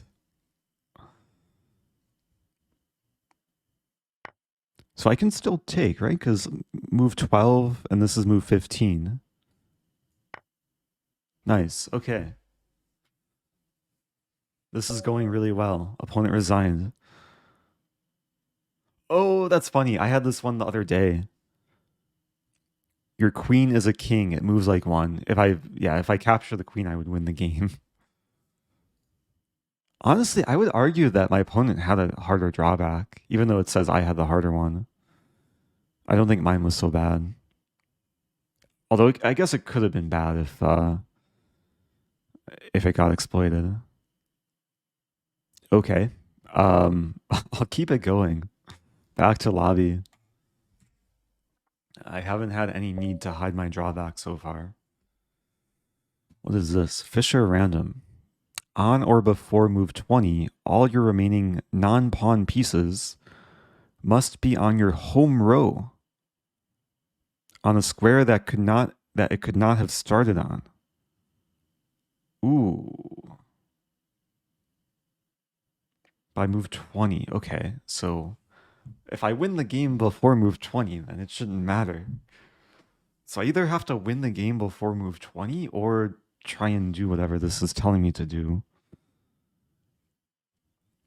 Well, what's my strategy? I probably want a castle. E5. Let's play E5. I'll try and castle quickly. I probably want to trade off some pieces too, because it's just remaining non-pawn pieces. So if I can trade stuff, then I'll have less stuff to worry about.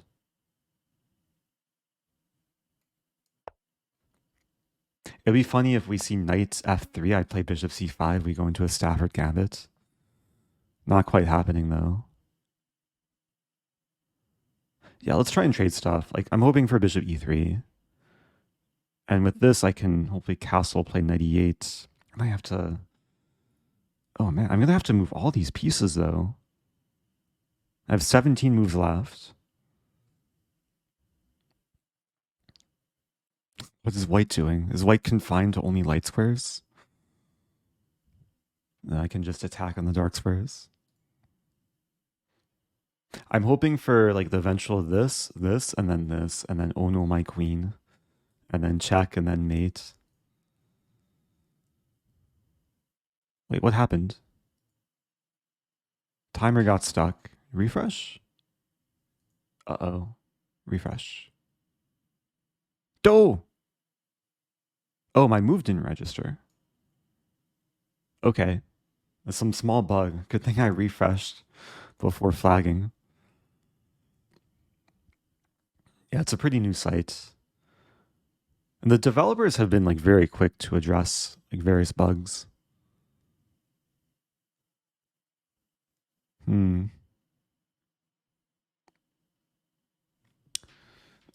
This is gonna be annoying.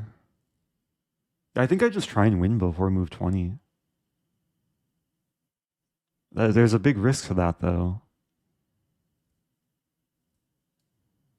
Play d5. I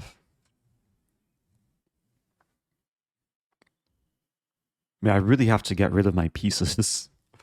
At least the pieces that are going to be difficult to reposition on the back rank.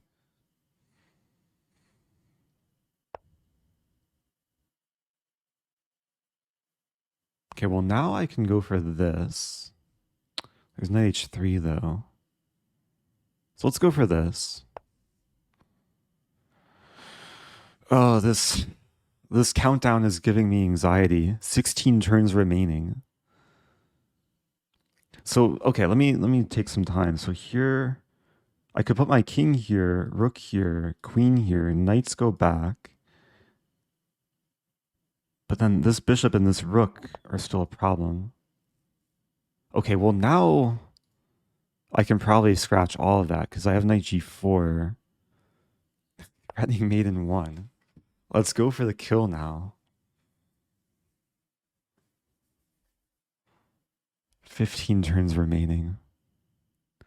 I'm actually curious, like if we see knight f3 and I take, and then I go for repetition, is there such thing as threefold repetition in this game? Because if I keep repeating, eventually this is going to go down to 0 and I'll lose.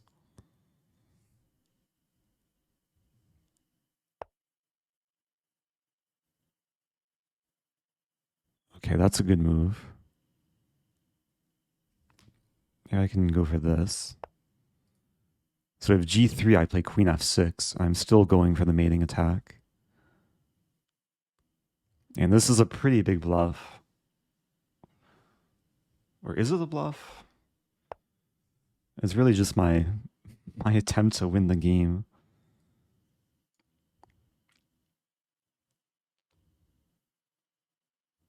Yeah, white's defending. Take. Whoa, it's Anna Cramling. What's up, Anna Cramling? Welcome to Drawback Chess.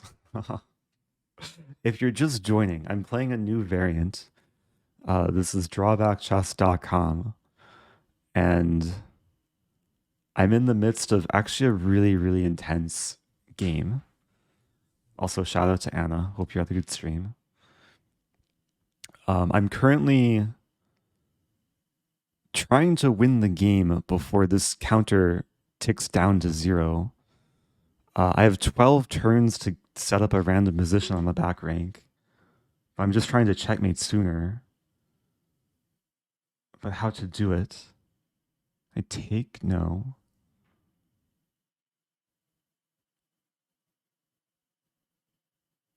I'm not seeing how to do it.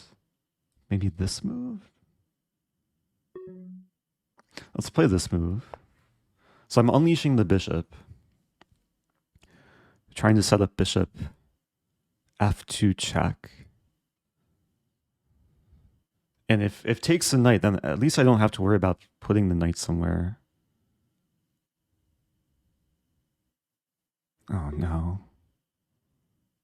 There. Okay. Oh, I lost on time. I got too complacent.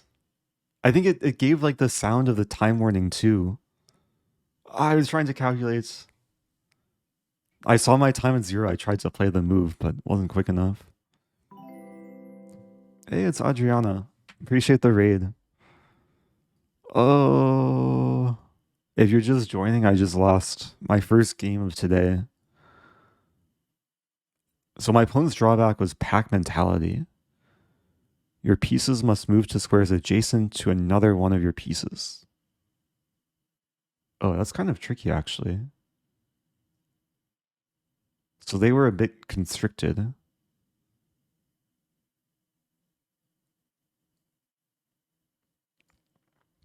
Yeah, I mean, I had a lot of attractive moves here to consider. Okay, we're not ending with that. Let's go back to lobby. Join the queue. Shout out to Adriana, by the way. Hope you had a good one. Again, if you're just joining, watch and learn, hopefully. Okay, so my drawback is hold them back. You lose if your opponent makes a pawn. Wait, no. If you lose if your opponent moves a pawn to your side of the board. Well, I have to play e5. This could end really badly.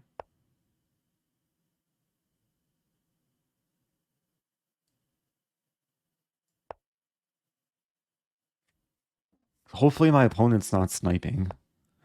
Oh no. Ponziani is super annoying opening with this drawback. I can't even play this.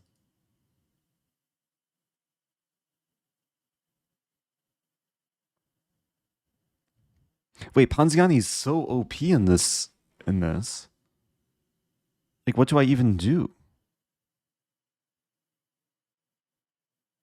I can't play d5. I'm gonna have to.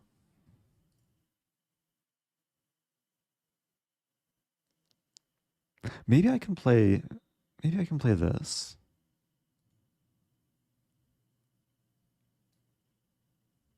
It's. I mean, I could play this, and then take. Oh, it's really troublesome though.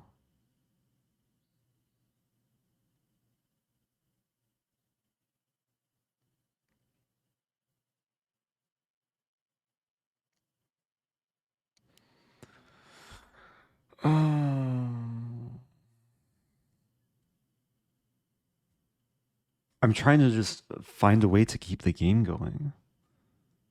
But I'm already in like huge trouble. Bishop c5, take. Yeah, I think I'll go for this. I'll end up sacking the piece. Hope that white doesn't play e5 and at least play d6. I'll be down a piece, but maybe I can cope.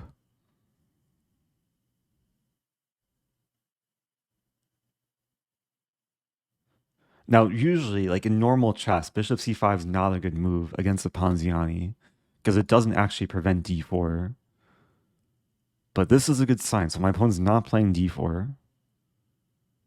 I'm going to play queen f6. We're really going to try and discourage pawn d4. And I'll play a4 or a5, discouraging pawn b4. So I really have to discourage my opponent from moving their pawns.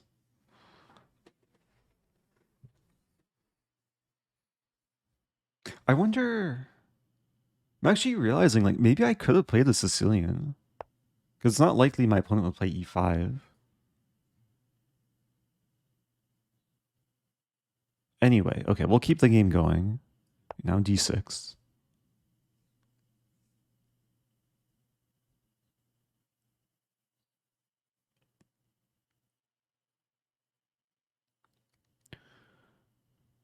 And basically the strategy for me is to try and like seize as much space as possible and especially get rid of white's pawns before they can advance far enough.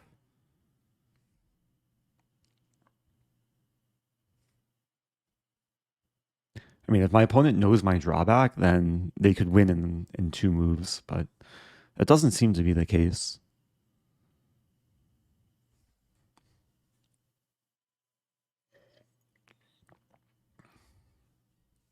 Yeah, I'm not sure how many drawbacks are in existence on the sites. There's at least like a few dozen, so it's hard to deduce, especially based on the way my opponent's playing. But d3 is a good sign, so that means I can probably aim to play a more gradual attacking build-up. G5 coming soon.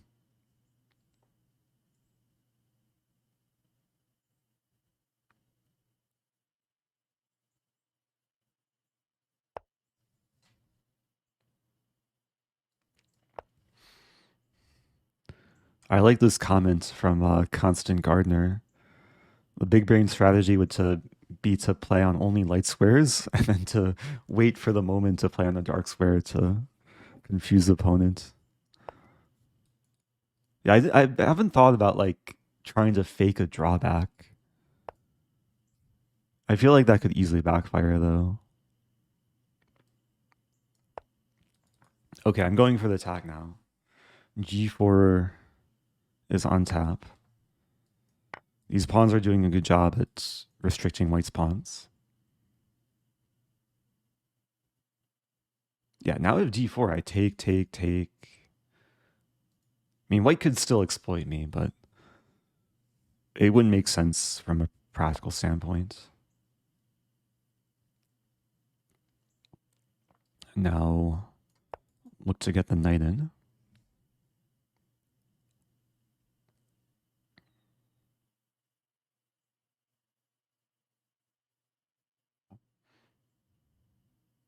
Okay, I have to really plug in my keyboard before it dies.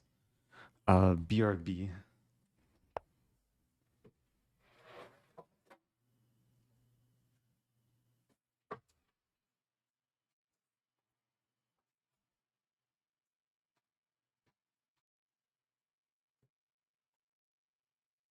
Okay. I have a whole like charging station below the desk. Okay, F3. Let's play this. I think the keyboard is charging. That's good.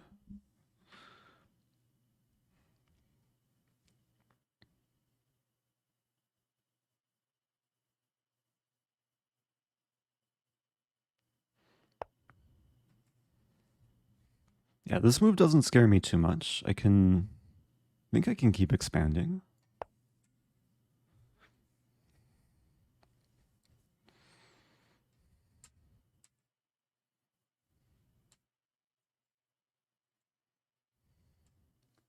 So it's actually like a pretty normal position now.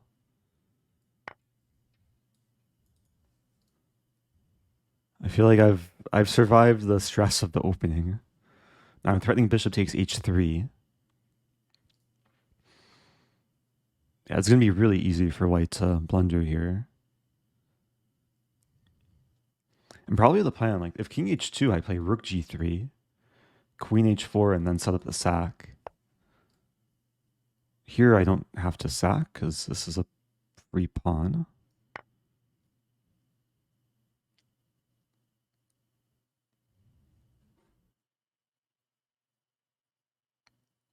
Oh, hey, it's one of the devs asking any particular drawbacks you want added. I feel like Chad is is a better entity to ask for that type of question. I will say it's been fun playing with the various drawbacks today. I feel like today compared to the very first time I played, I'm just getting a lot more variety, a lot more fun drawbacks. So it's been good to see. Let's play rook g3. I do want to build a gun.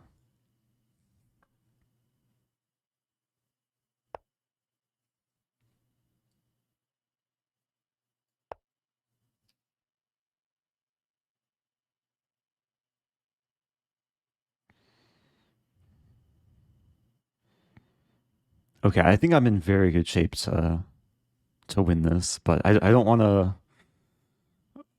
to be celebrating too early. I also noticed that there's a Discord for Drawback Chess. It is linked from the homepage, drawbackchess.com. And I'm pretty sure within the Discord there's a whole channel for suggesting drawbacks as well. So what is my plan now? Probably just queen g5 and then take the pawn. Okay, king h2. Guess I have to move the bishop. Take. I mean, taking wins a queen, but I think I'd rather just move the bishop and then set up this. And then, oh, there's a nice idea to play queen h4, king g1, rook h3, which I can still do. Unless rook h3 first. I think this is better first.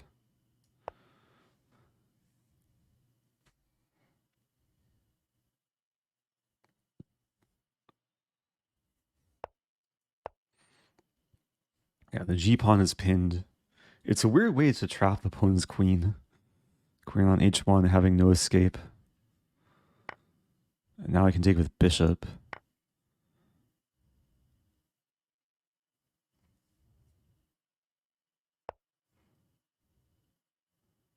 But now what? Takes.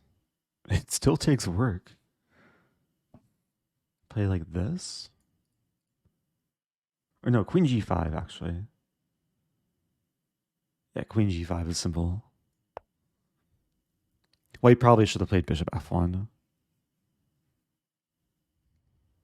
Yeah, the crazy thing is, white is winning if they know my drawback. Again, hopefully that's not the case. Okay, now I can take.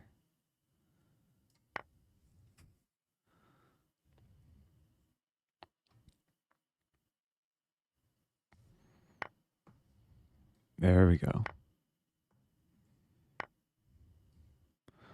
Okay, so what was white's drawback? Elephants fear mice. Oh, interesting. Non-pawn pieces can't capture pawns. Wasn't too many pawn capturing this game. Did it come into play?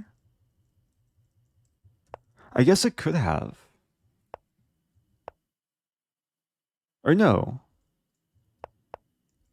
Like, so in the opening, if white played d4 and then takes, white still could have taken back.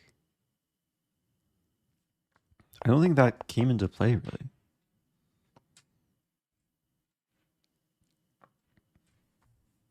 Anyway, I'm going to take a small break. And I think I'll play at least a couple more games. So stay tuned. Okay. Oh, I just played Caleb Farouk from chat. Well, good game. Yeah, it was, that was an interesting fight. Let's keep it going. Oh, it would be funny if there was like a beach cafe drawback where you have to play the beach cafe opening or the bad headache. Oh yeah, again, the let me share the link. Sometimes people try to share links and they don't get through, but link to the website is Drawback Chess. Discord is linked from the website as well, if you want to join that. Let's play again. Oh, this one. Okay. Ha ha ha. I won't make the same mistake my opponent made earlier.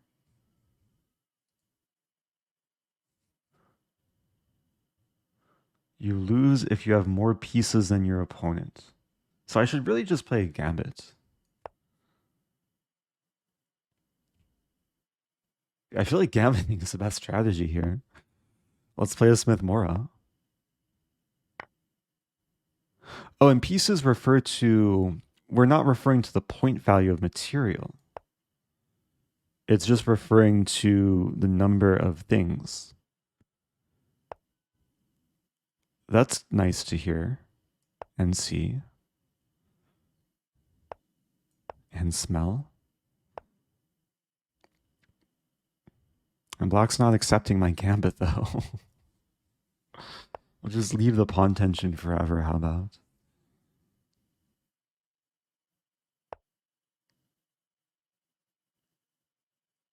At some point, I have to take. It's actually kind of annoying. Queen a4. Yeah, this move.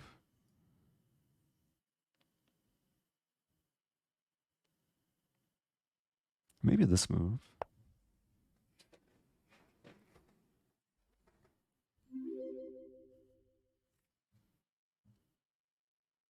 I should have played a wing gambit.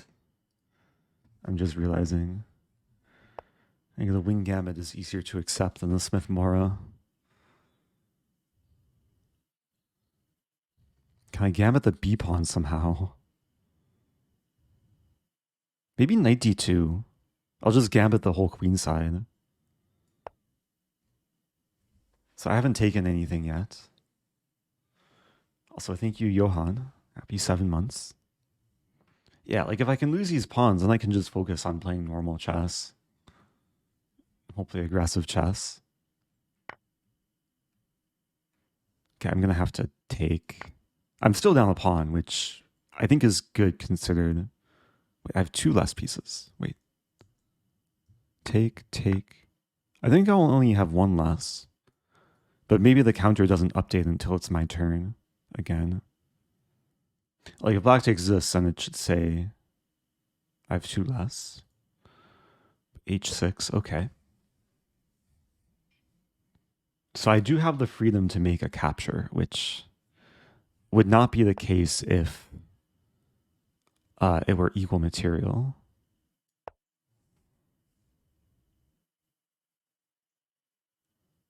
I guess it's also possible for me to be up material and not losing. Like if I have a knight for pawn, then I would have more material, but not less pieces. Or not more pieces. Okay, do I want to take the knight now? Ideally, I want to keep sacking. Let's play this move. Idea of knight f6. I mean, black can fork, but then I check. So it would actually be bad for me to sack. Like, let's say I sack a knight for 2 pawns. That's not beneficial. Oh, wow.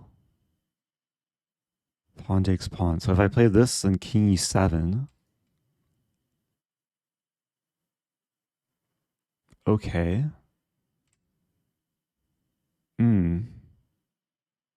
I have an idea. Okay, I'm going to check. I'm expecting this move, and now this move. And now I'm threatening mate in 2 with this, this, and this. Thank you, Mandobrook. Happy 35 months. Uh-oh.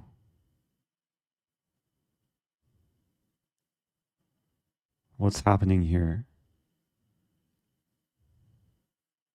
I think I have to go for queen d6.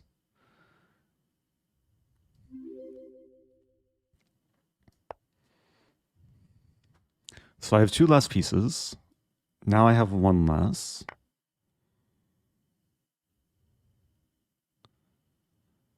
So there's still some wiggle room.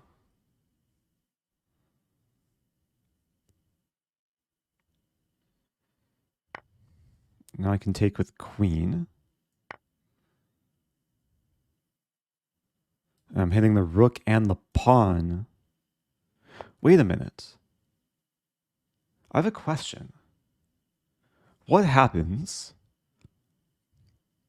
in the event of takes, and then takes? Because when I take the king, I'll have more pieces, but I've taken the king. Oh, wait, no, that's a fair trade. Okay, so... But there could be scenarios where I take the king and wind up with more pieces. I wonder what will happen. I have to move faster, too. Calculating knight d6. I think I should just take here.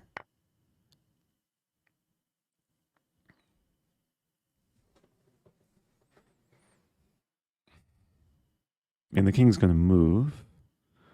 Now the problem is I can't take anything.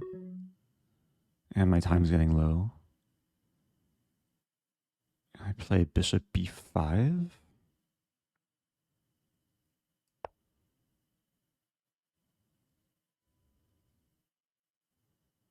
Oh, that was a bad move. Maybe it's okay. I have queen g4. Oh, it's not great though. I just gotta move. If I lose the bishop, I can take the knight. And if takes, I take here.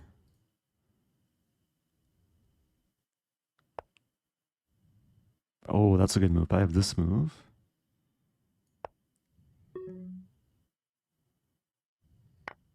Now check. So I have one less. I'm down a piece basically. Check. Ay. Black's getting safe. Check. Hey. My opponent's drawback was final countdown. At the start of move 26, you lose. Oh, that's rough. So I had to survive until move 26. Oh, that's funny. I feel like that's a harder drawback. Wow. Oh, that's really tough. Yeah, that is really. I probably would have lost with that too.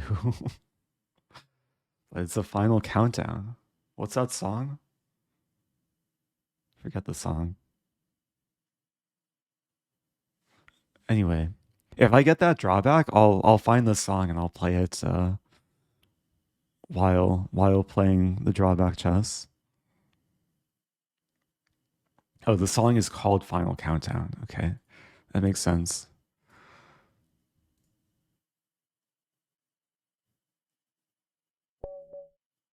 Homeland security. If your opponent moves into your 16 starting squares, you lose. Okay, let's play a London. Opponent's not coming into my crib anytime soon.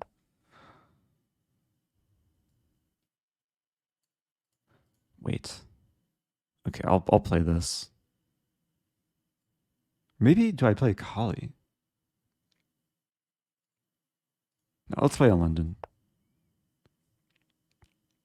Homeland security.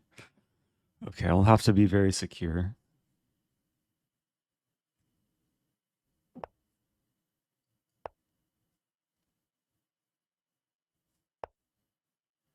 Yeah, this could get annoying later on in the game. I think for now it's fine.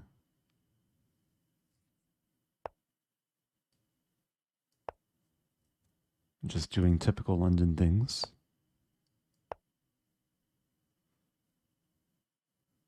I'm actually trying to like remember the main line. If I play the main line, am I gonna be in trouble? I don't think so.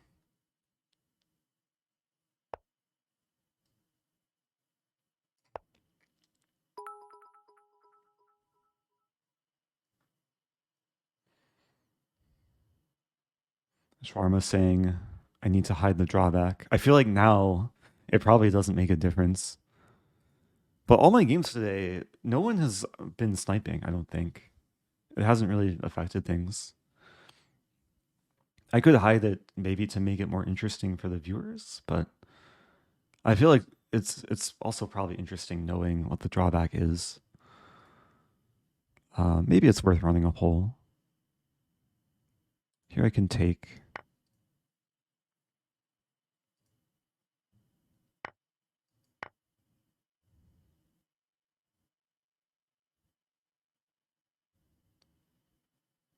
Yeah, if my opponent wanted to snipe me, I mean, they could have played bishop f5, bishop c2. There is no stopping it, but it's not quite happening. So I think everything is under control here. Yeah, that's slightly annoying actually. Queen c2. Yeah, I'm allowing the pawn to come here, but then we trade. Should be fine.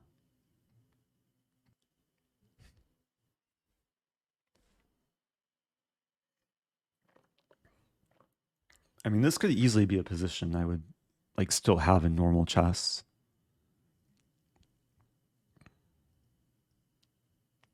Up a pawn.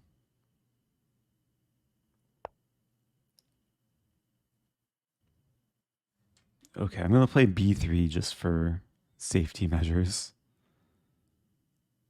b3. There's also pawn c4.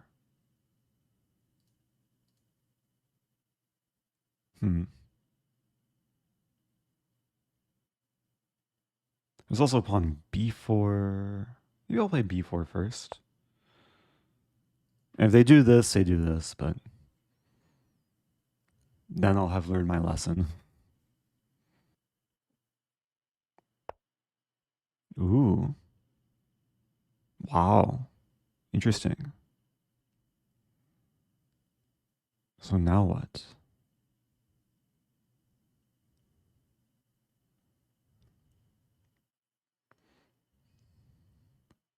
Yeah, it's tricky. I should probably castle kingside. I could play a3 actually, just for starters.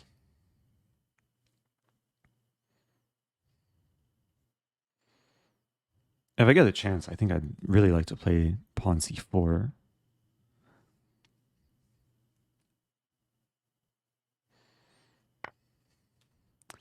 Yeah, taking is better though. This could get really tricky. I'm still up a pawn. But there's some concerns with black, yeah, gripping the center.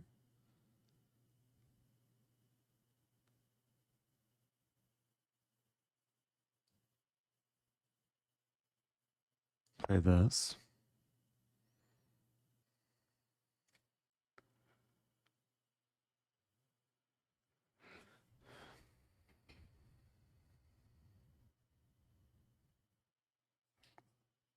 It'd be funny if my opponent has the same drawback. I just go in.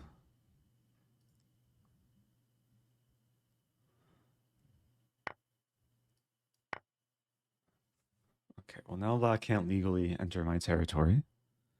At least enter my first two ranks.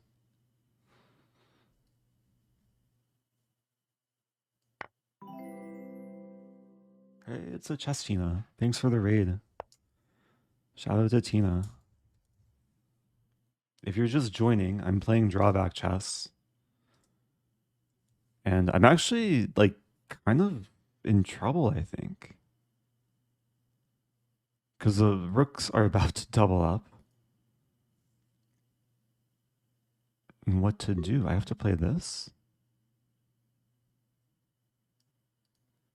Oh, this could get really, really bad. King e2.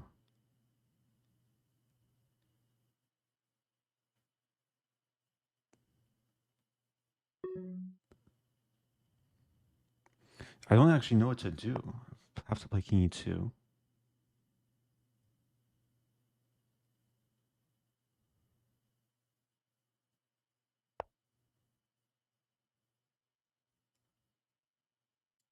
Prevent rook d2.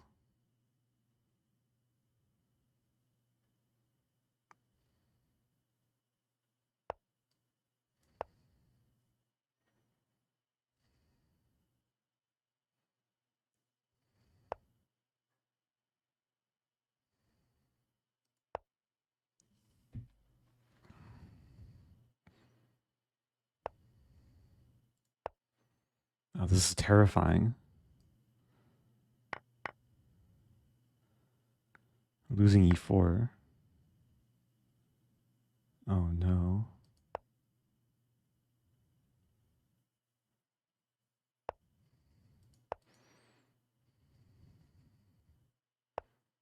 Oh no, my queen.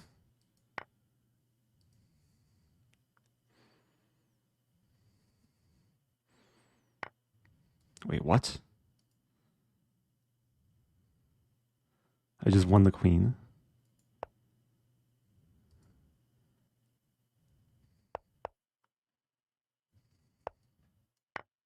They have some drawback that made them play some bad moves. But now what to do? Oh, that was a mouse slip.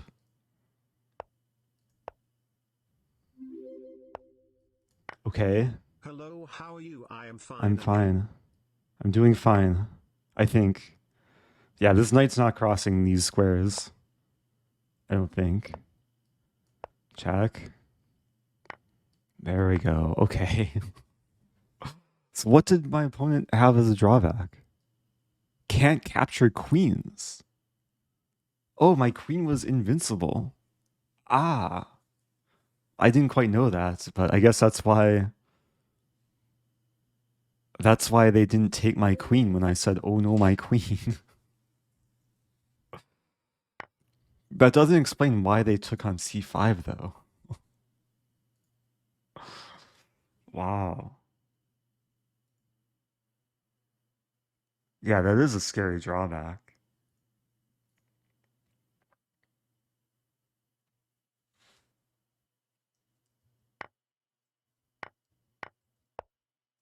So this game, I could not have physically sacrificed my queen.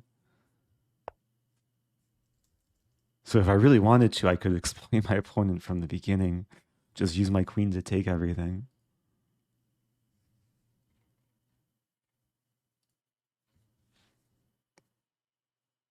Okay, that was an interesting matchup.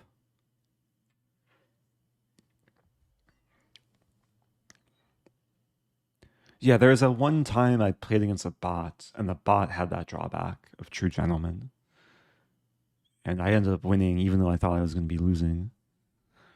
And there was a point in this game where my opponent could have played Rook D2. Like, I thought they were going to as well, like Rook D2 here. But maybe they were scared I was going to take, and they wouldn't be able to recapture the queen. So, let's do one more. Uno mas. Back to lobby. Join queue.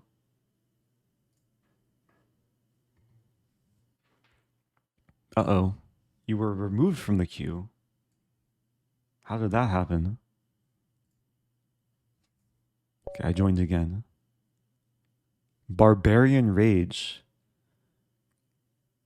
If you captured on your last move, you must capture if able. Ooh. Oh, wow. So I have to be really careful with capturing. Yeah, it's kind of like anti-chess, except it's only if I make a capture that could cause a domino effect. Okay, I have to control my Barbarian Rage. I think I'll stick with the Hippo, but the Hippo could be dangerous because it might lead to me just giving away a bishop. Or multiple bishops.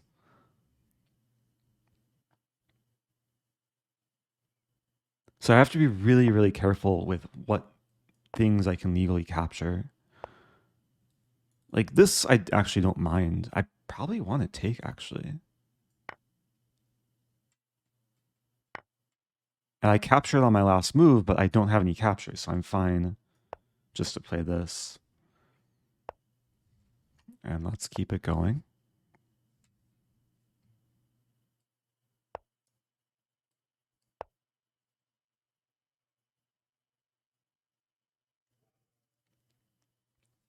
I don't think this is so bad.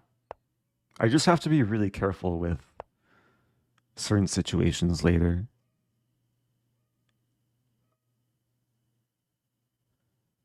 I have to be really careful with like where I put my queen too.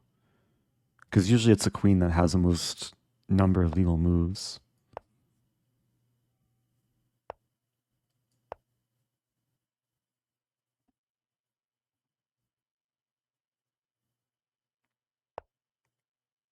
Like here, if I take Oh, this could be interesting.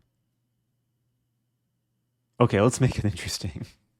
It's probably a really bad idea because next few moves I'm gonna be I'll have to be capturing things, but at least I'll have a choice of what to capture.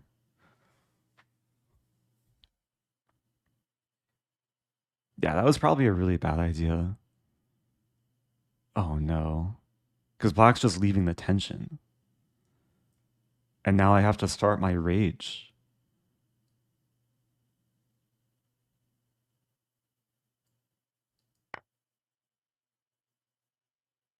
Yeah, that was a really bad idea. Oh no.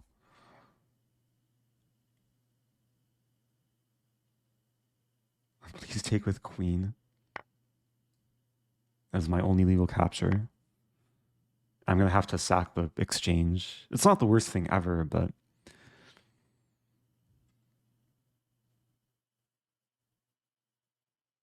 is there anything Black can do where I don't lose material?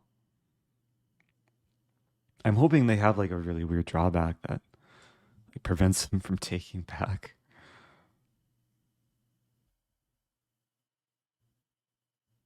Yeah, okay. Here we go. Oh no, my rook. Okay, now I can play this.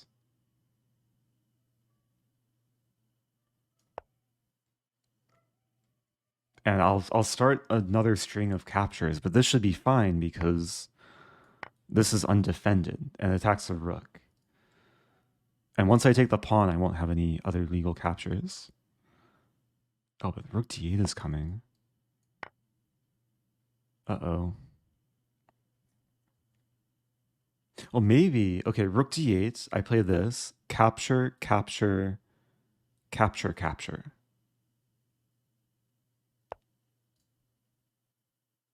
Okay, well, now I have queen a1. Also, there's no legal capture, so I'm free to do whatever. It's a choice between queen a1 or knight c4. Oh, wait, I have to capture the rook. Yeah, knight c4 is not allowed. I have to capture the rook. Ah, and that's like, that should be the best move too. Oh. It's not the best move. Oh no, my queen. Oh, there goes my queen.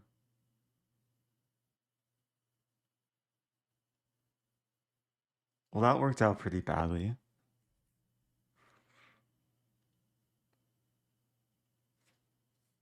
Okay, what could my opponent's drawback be? They're not taking this pawn.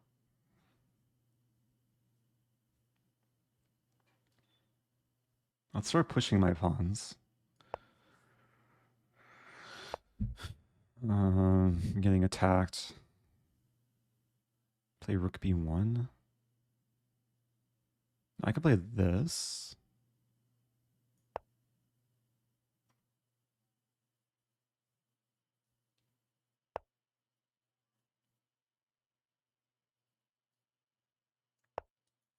Okay, maybe I can make some sort of fortress. I'm in big trouble though.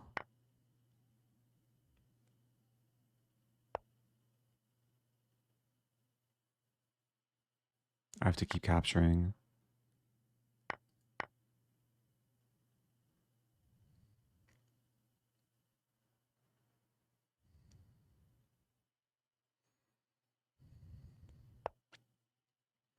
Yeah, they're not taking my pawns. I wonder if their drawback is like they can't take an undefended pawn. That would be a weird drawback though. So what's my strategy? I start pushing. Maybe bishop f3. Preventing queen e2.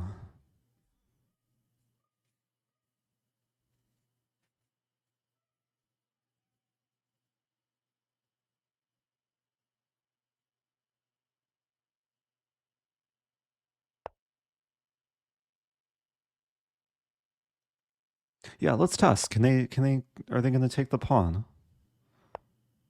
No. Oh, they just want to go for the king though.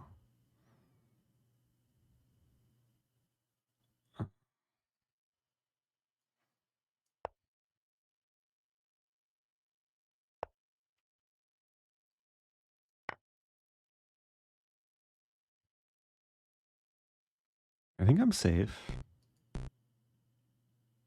Wait, what? Oh, no. I took a pawn and now I have to capture the queen. And my opponent had like a difficult drawback. Your pieces can't move laterally. What does that mean? Oh, the rook wouldn't be able to move. Oh, that was actually kind of close towards the end.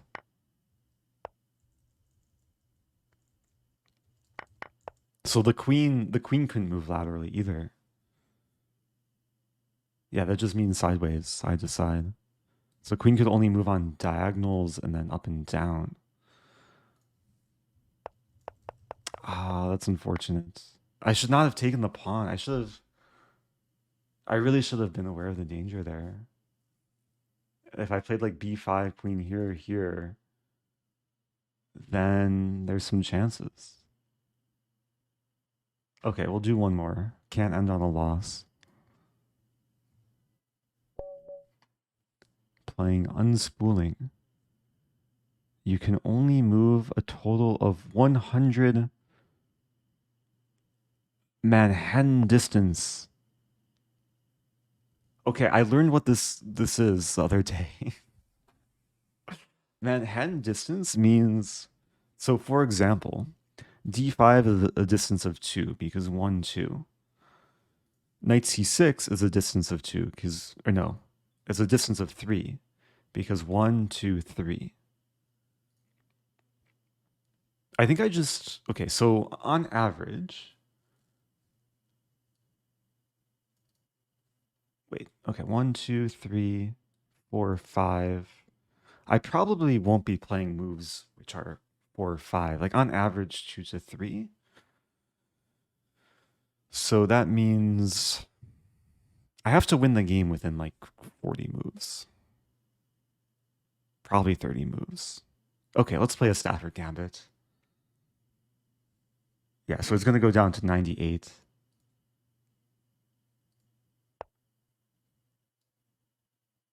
Yeah, now it's going to go down to 95. Oh no. Can we get a song playing? Final countdown? Stafford Gambit time. Actually, I don't know if this will get muted due to copyright. Maybe I'll, if I put this on YouTube, maybe I'll put this on after the fact. And hopefully it doesn't get muted. Okay, it's Stafford Gambit time. I'm already down to 90 squares remaining.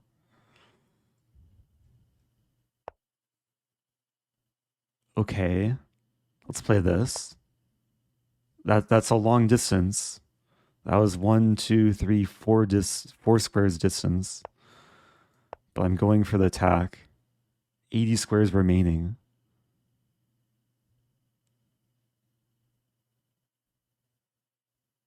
Yeah, it's like my yarn is gradually unspooling.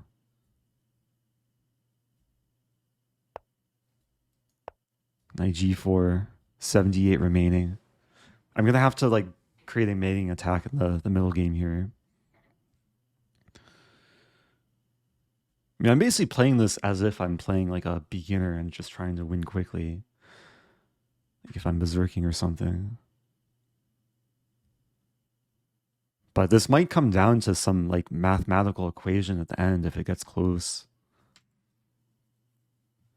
Pawn takes pawn has a Manhattan distance of 2 because 1, 2. Okay, that's a good sign. But if I take... How can I win quickly? Take... Yeah, let's take. 75 squares remaining.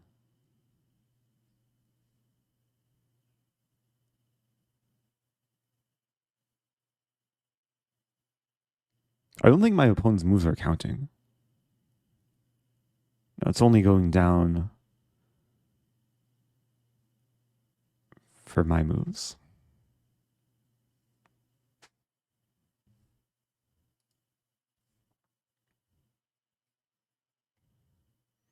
That says you can only move a total of 100. Oh, look at this. Knight h3. Double check. Get ready for it. Oh no, my queen. Hey, nice. Plenty of squares remaining. Oh, it's so nice. Okay, that was a mad hand distance of 1, 2, 3, 4, 5, 6, right? Yeah. Okay. So what was my opponent's drawback? Horse eats first. As long as you have a knight, you can only capture with knights. Oh, that's kind of funny. So my opponent would have had to like get rid of the knight first. That's why they were doing weird things with the knight while I was mating. Yeah, Horsey says nay. Oh, that was a nice matchup. Because they couldn't legally take my knight. And even if they did this, I would take and they can't take back. Like one would think the Stafford is not a good opening against this drawback. Because it gets rid of one of White's knights, but then it's hard for White to get rid of the other knight. Yeah, if somehow they traded this knight off, it would have been really easy for White.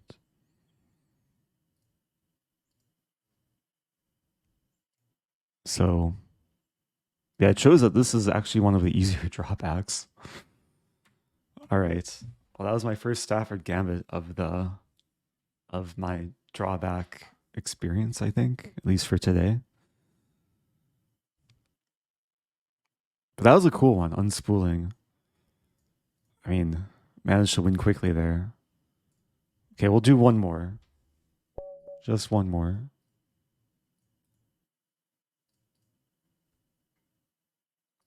Alternator. Uh-oh. This one sounds really difficult. Let's play Hippo. Hey Eric. Hey, Uzumov. Thanks for subbing. I appreciate that.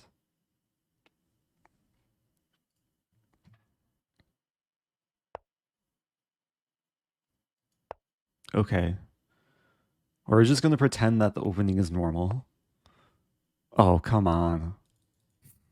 I can't take it. I could play this move though.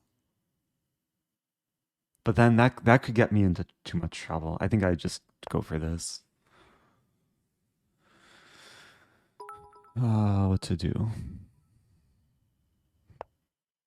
C3, bishop here. If I lose all my pawns, I probably just lose the game. Thankfully, I start with a lot of pawns, so it shouldn't be a big issue in the beginning. But yeah, as the game progresses, I'm going to have to gradually keep pushing pawns. And pawns don't move backwards, for those who aren't aware.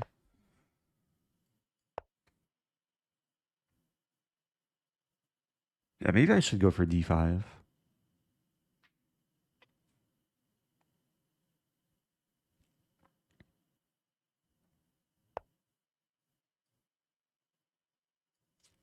And the problem with d5 is after takes, I have to take back with a non-pawn. And whatever I take back with, there's c4. And then I won't be able to move the non-pawn piece. So d5 probably doesn't make sense. Probably just d6. Like d7, complete development.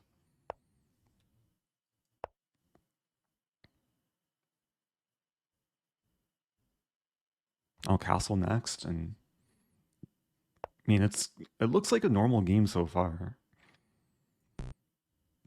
Wait, what? Oh, I moved a knight. I have to move a pawn. Okay, I'll play a6.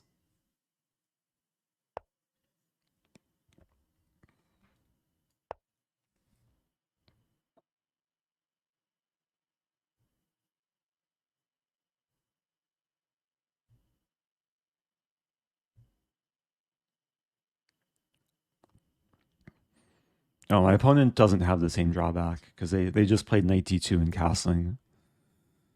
So they have something different. Okay, I guess I'll go for the attack. But again, like the issue is takes before. So maybe rook c8 first? I don't even know. I think queen c8 first. Oh wait, I have to move a pawn. I keep forgetting. Okay, so maybe b5. Like non-committal. Gradually gaining space.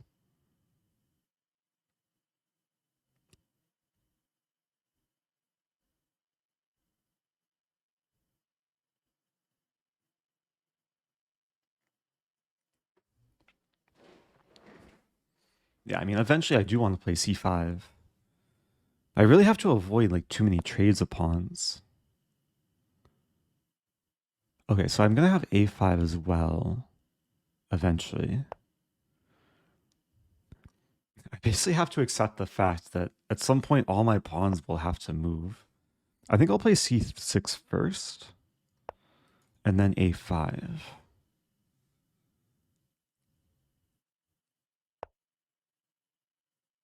Oh no.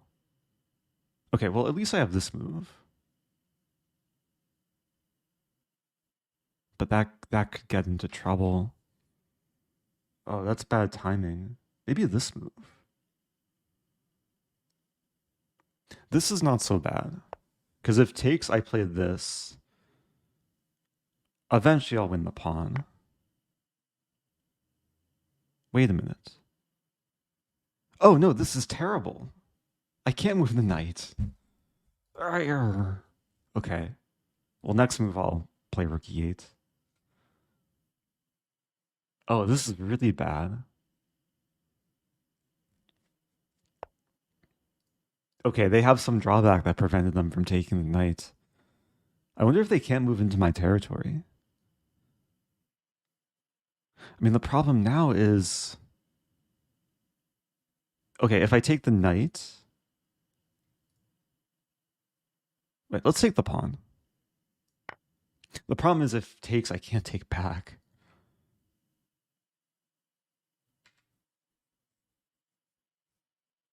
But this should be telling, because if they don't take, then maybe their drawback is they can't move to my territory, which means my king will be very safe.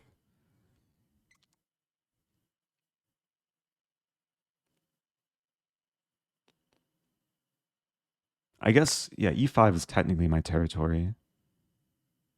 Wait, now I have to move a pawn. Okay, so I'm losing the rook. But I've opened the A file, so it's actually getting spicy. Yeah, can I might as well just take on A2. At king B1, at least I have B3. Oh, it's getting really spicy.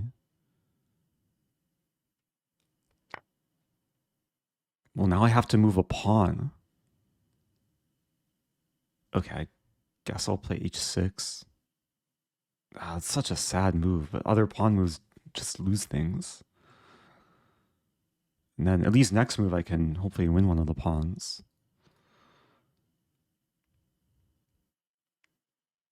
And the knight's trapped. Maybe I'll be taking the knight next move.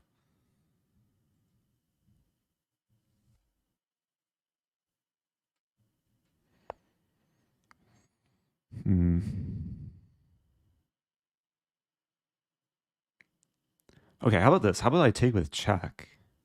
Oh no, but then king b1.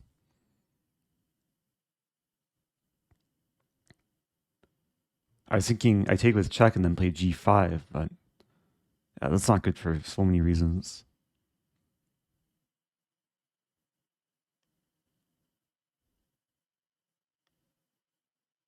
Yeah, I really need a pawn to like help me here. Maybe I do take... I could take the bishop.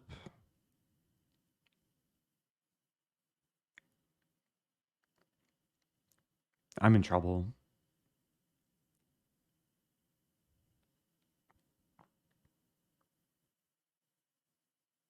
I think I'm going to play this. That way, at least my rook's not getting lost, and the game keeps going. And if the knight takes one of these things, then at least I can take back with the pawn. That's a sad move to play. Like, the rook seemed aggressive there, but it's too susceptible to danger. Now I got in my pawn move, so I mean, I have 4 pawns left that can move. This is going to be really, really tough. Well, now I can take. Now I'll take, because... Oh, wait a minute. I'm hoping... Okay, that's good. Queen d2 would have actually led to a lot of trouble, because g5 takes, I can't take back. So now... I mean, what do I want to do? And the crazy thing is, even if I checkmate the king, I won't be able to take the king if I'm checking with a non-pawn piece.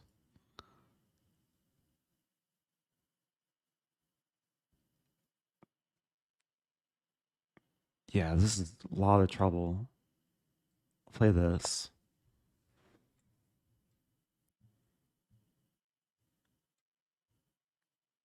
I mean, now there's possible checks, but then knight d5.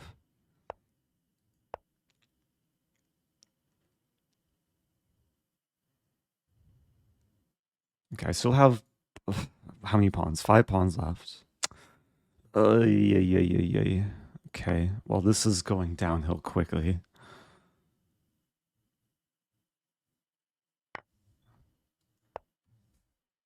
I mean, what to do?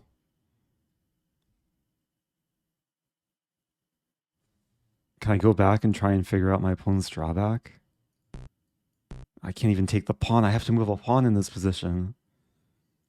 Okay, we'll save my g-pawn.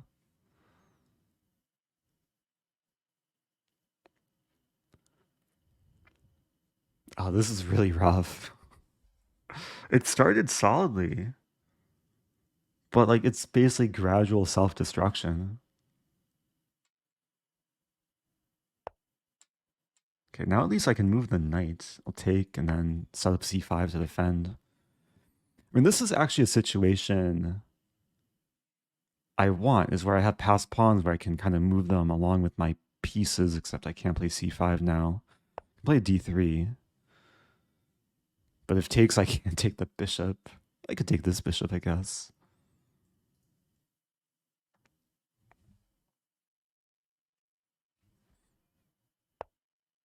Oh, wow. Okay, so... Well...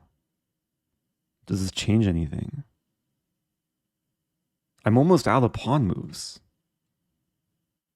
I have this. I think I have to move my knight to make way for the b pawn. It's not over. It's not over. If takes, I win the king. I'm setting up knight here and then pawn takes. Maybe.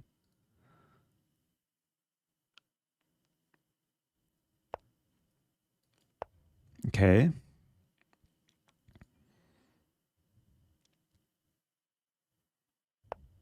I have to play h5. I mean, what else to do?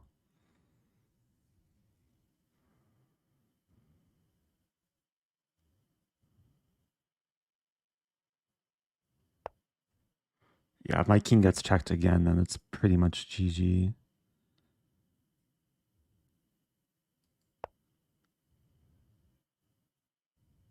Oh no, my king.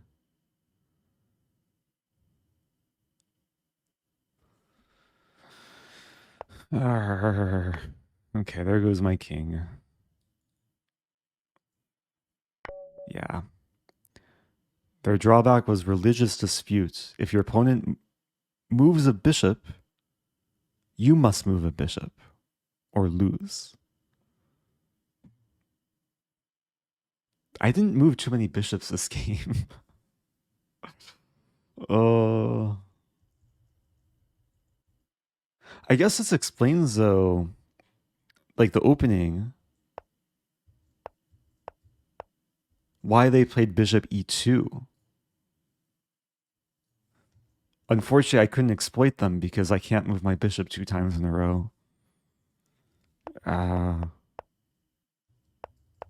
Were these my only 2 bishop moves the whole game? I think they were. My bishops just chilled.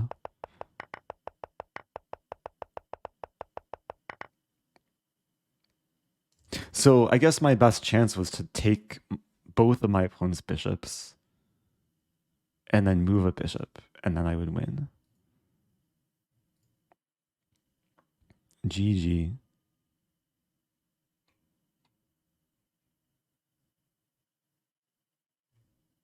Yeah, so the way that this site operates is you're basically, I think you're given an elo, and then based on your level, you're given a drawback to kind of level the playing field against your opponent's drawback.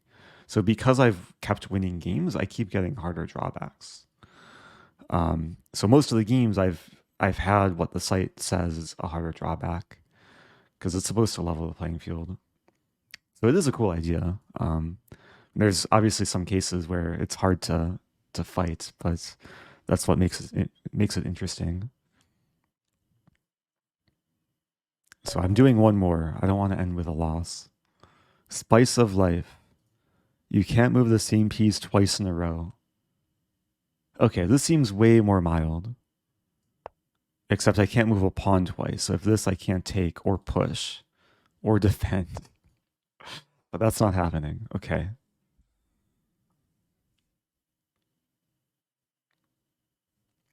So this is basically what I had last game, but less severe. Because last game I had to alternate between pawns and non-pawns.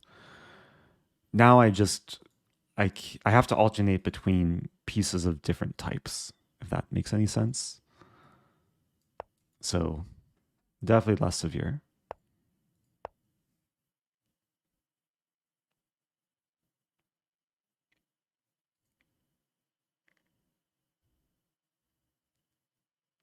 Yeah, it would probably be a mistake to play bishop b5, because then if a6, I can't move the bishop.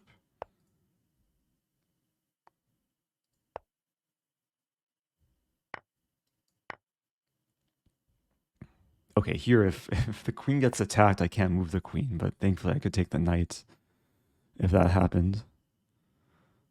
Do I want to trade? Trading is probably not the best positional decision.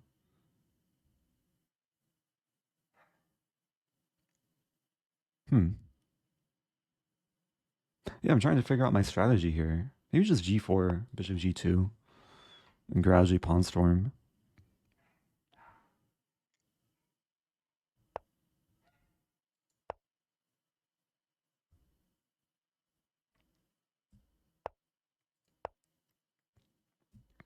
I mean, it's pretty normal so far. It might get annoying in the endgame when I have like mostly pawns. I'll take and play f4.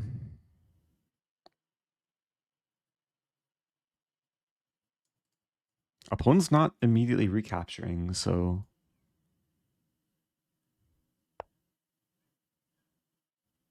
oh wow. Can't move my bishop. I wonder, could they be sniping or could they just have a drawback that prevented them from taking? Huh. Who knows? Let's play c3. Can they take on d4?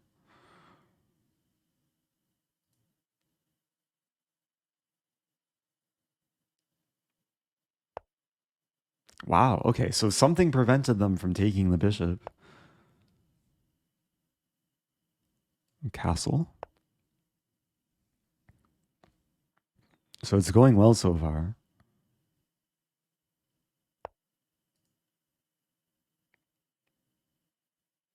Pawn f4. I wonder if they like can't capture in the center.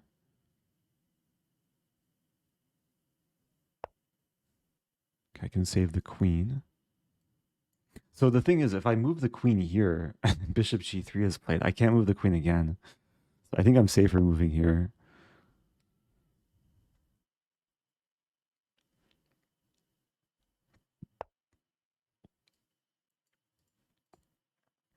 I'll move the king for good measure.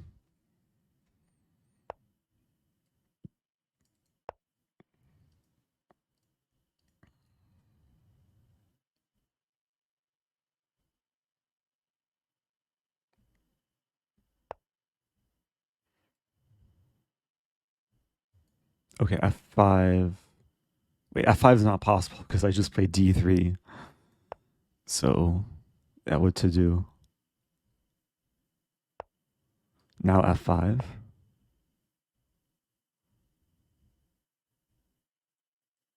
Oh, wait a minute. But now if takes, I can't take back. Okay, at least I can take on h6. Oh, queen's attacked. Okay, everything's pretty stable now.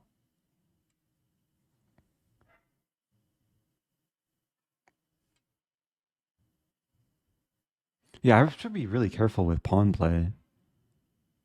Now I can take the pawn here.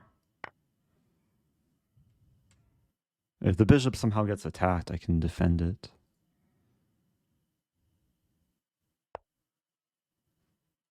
Okay, now I can take here.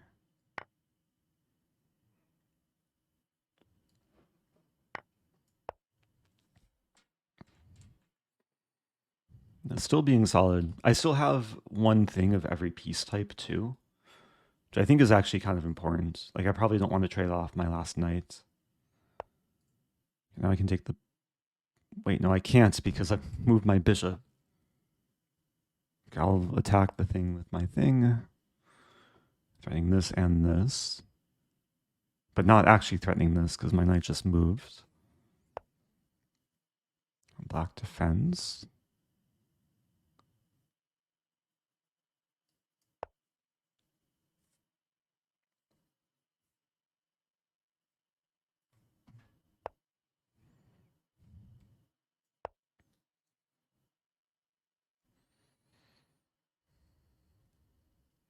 Yeah, it really hasn't been so severe. Play d4. And if takes, I can take with knight.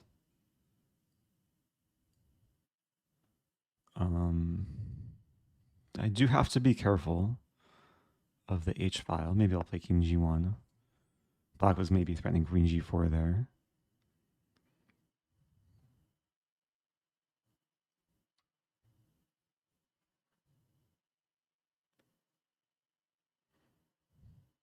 I do have to be careful, like playing queen takes b5, because then if rook b8, then my queen won't be able to move. Play this.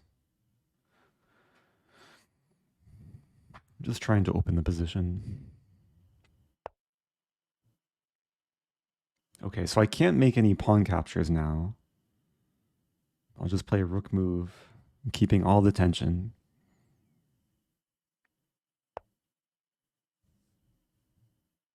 And now take.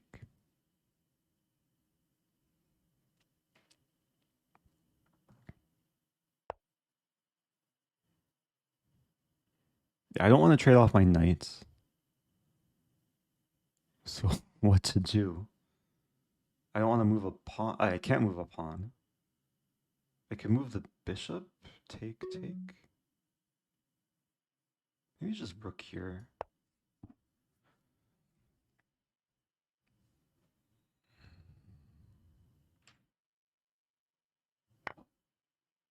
I will now have to take.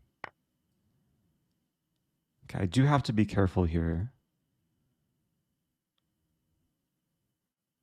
Maybe this move. Oh no, I moved my bishop. Oh wow.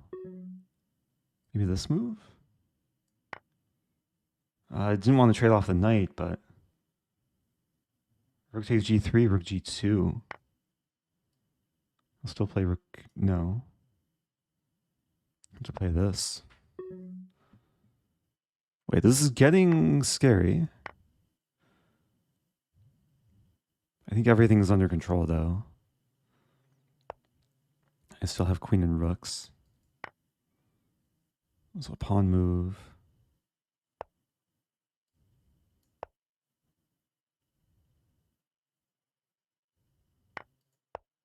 So queen takes, I can take back. It's very important.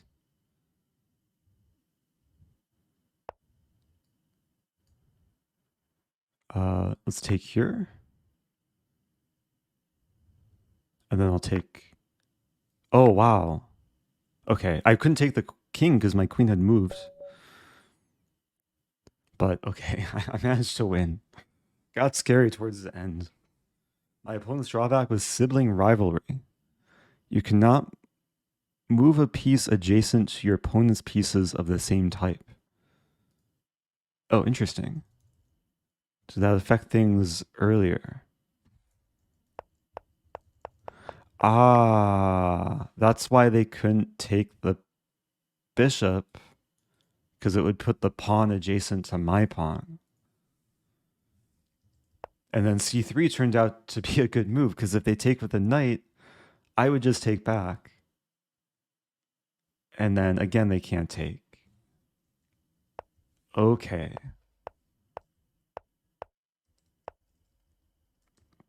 And then later, I mean, I don't think there was too much that affected my opponent.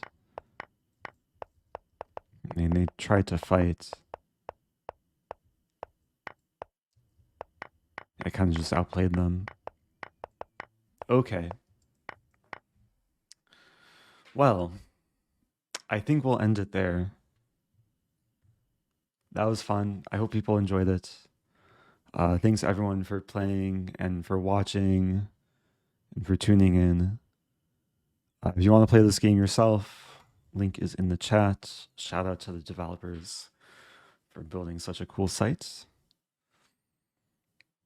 Got a nice mix of chess and drawback chess today.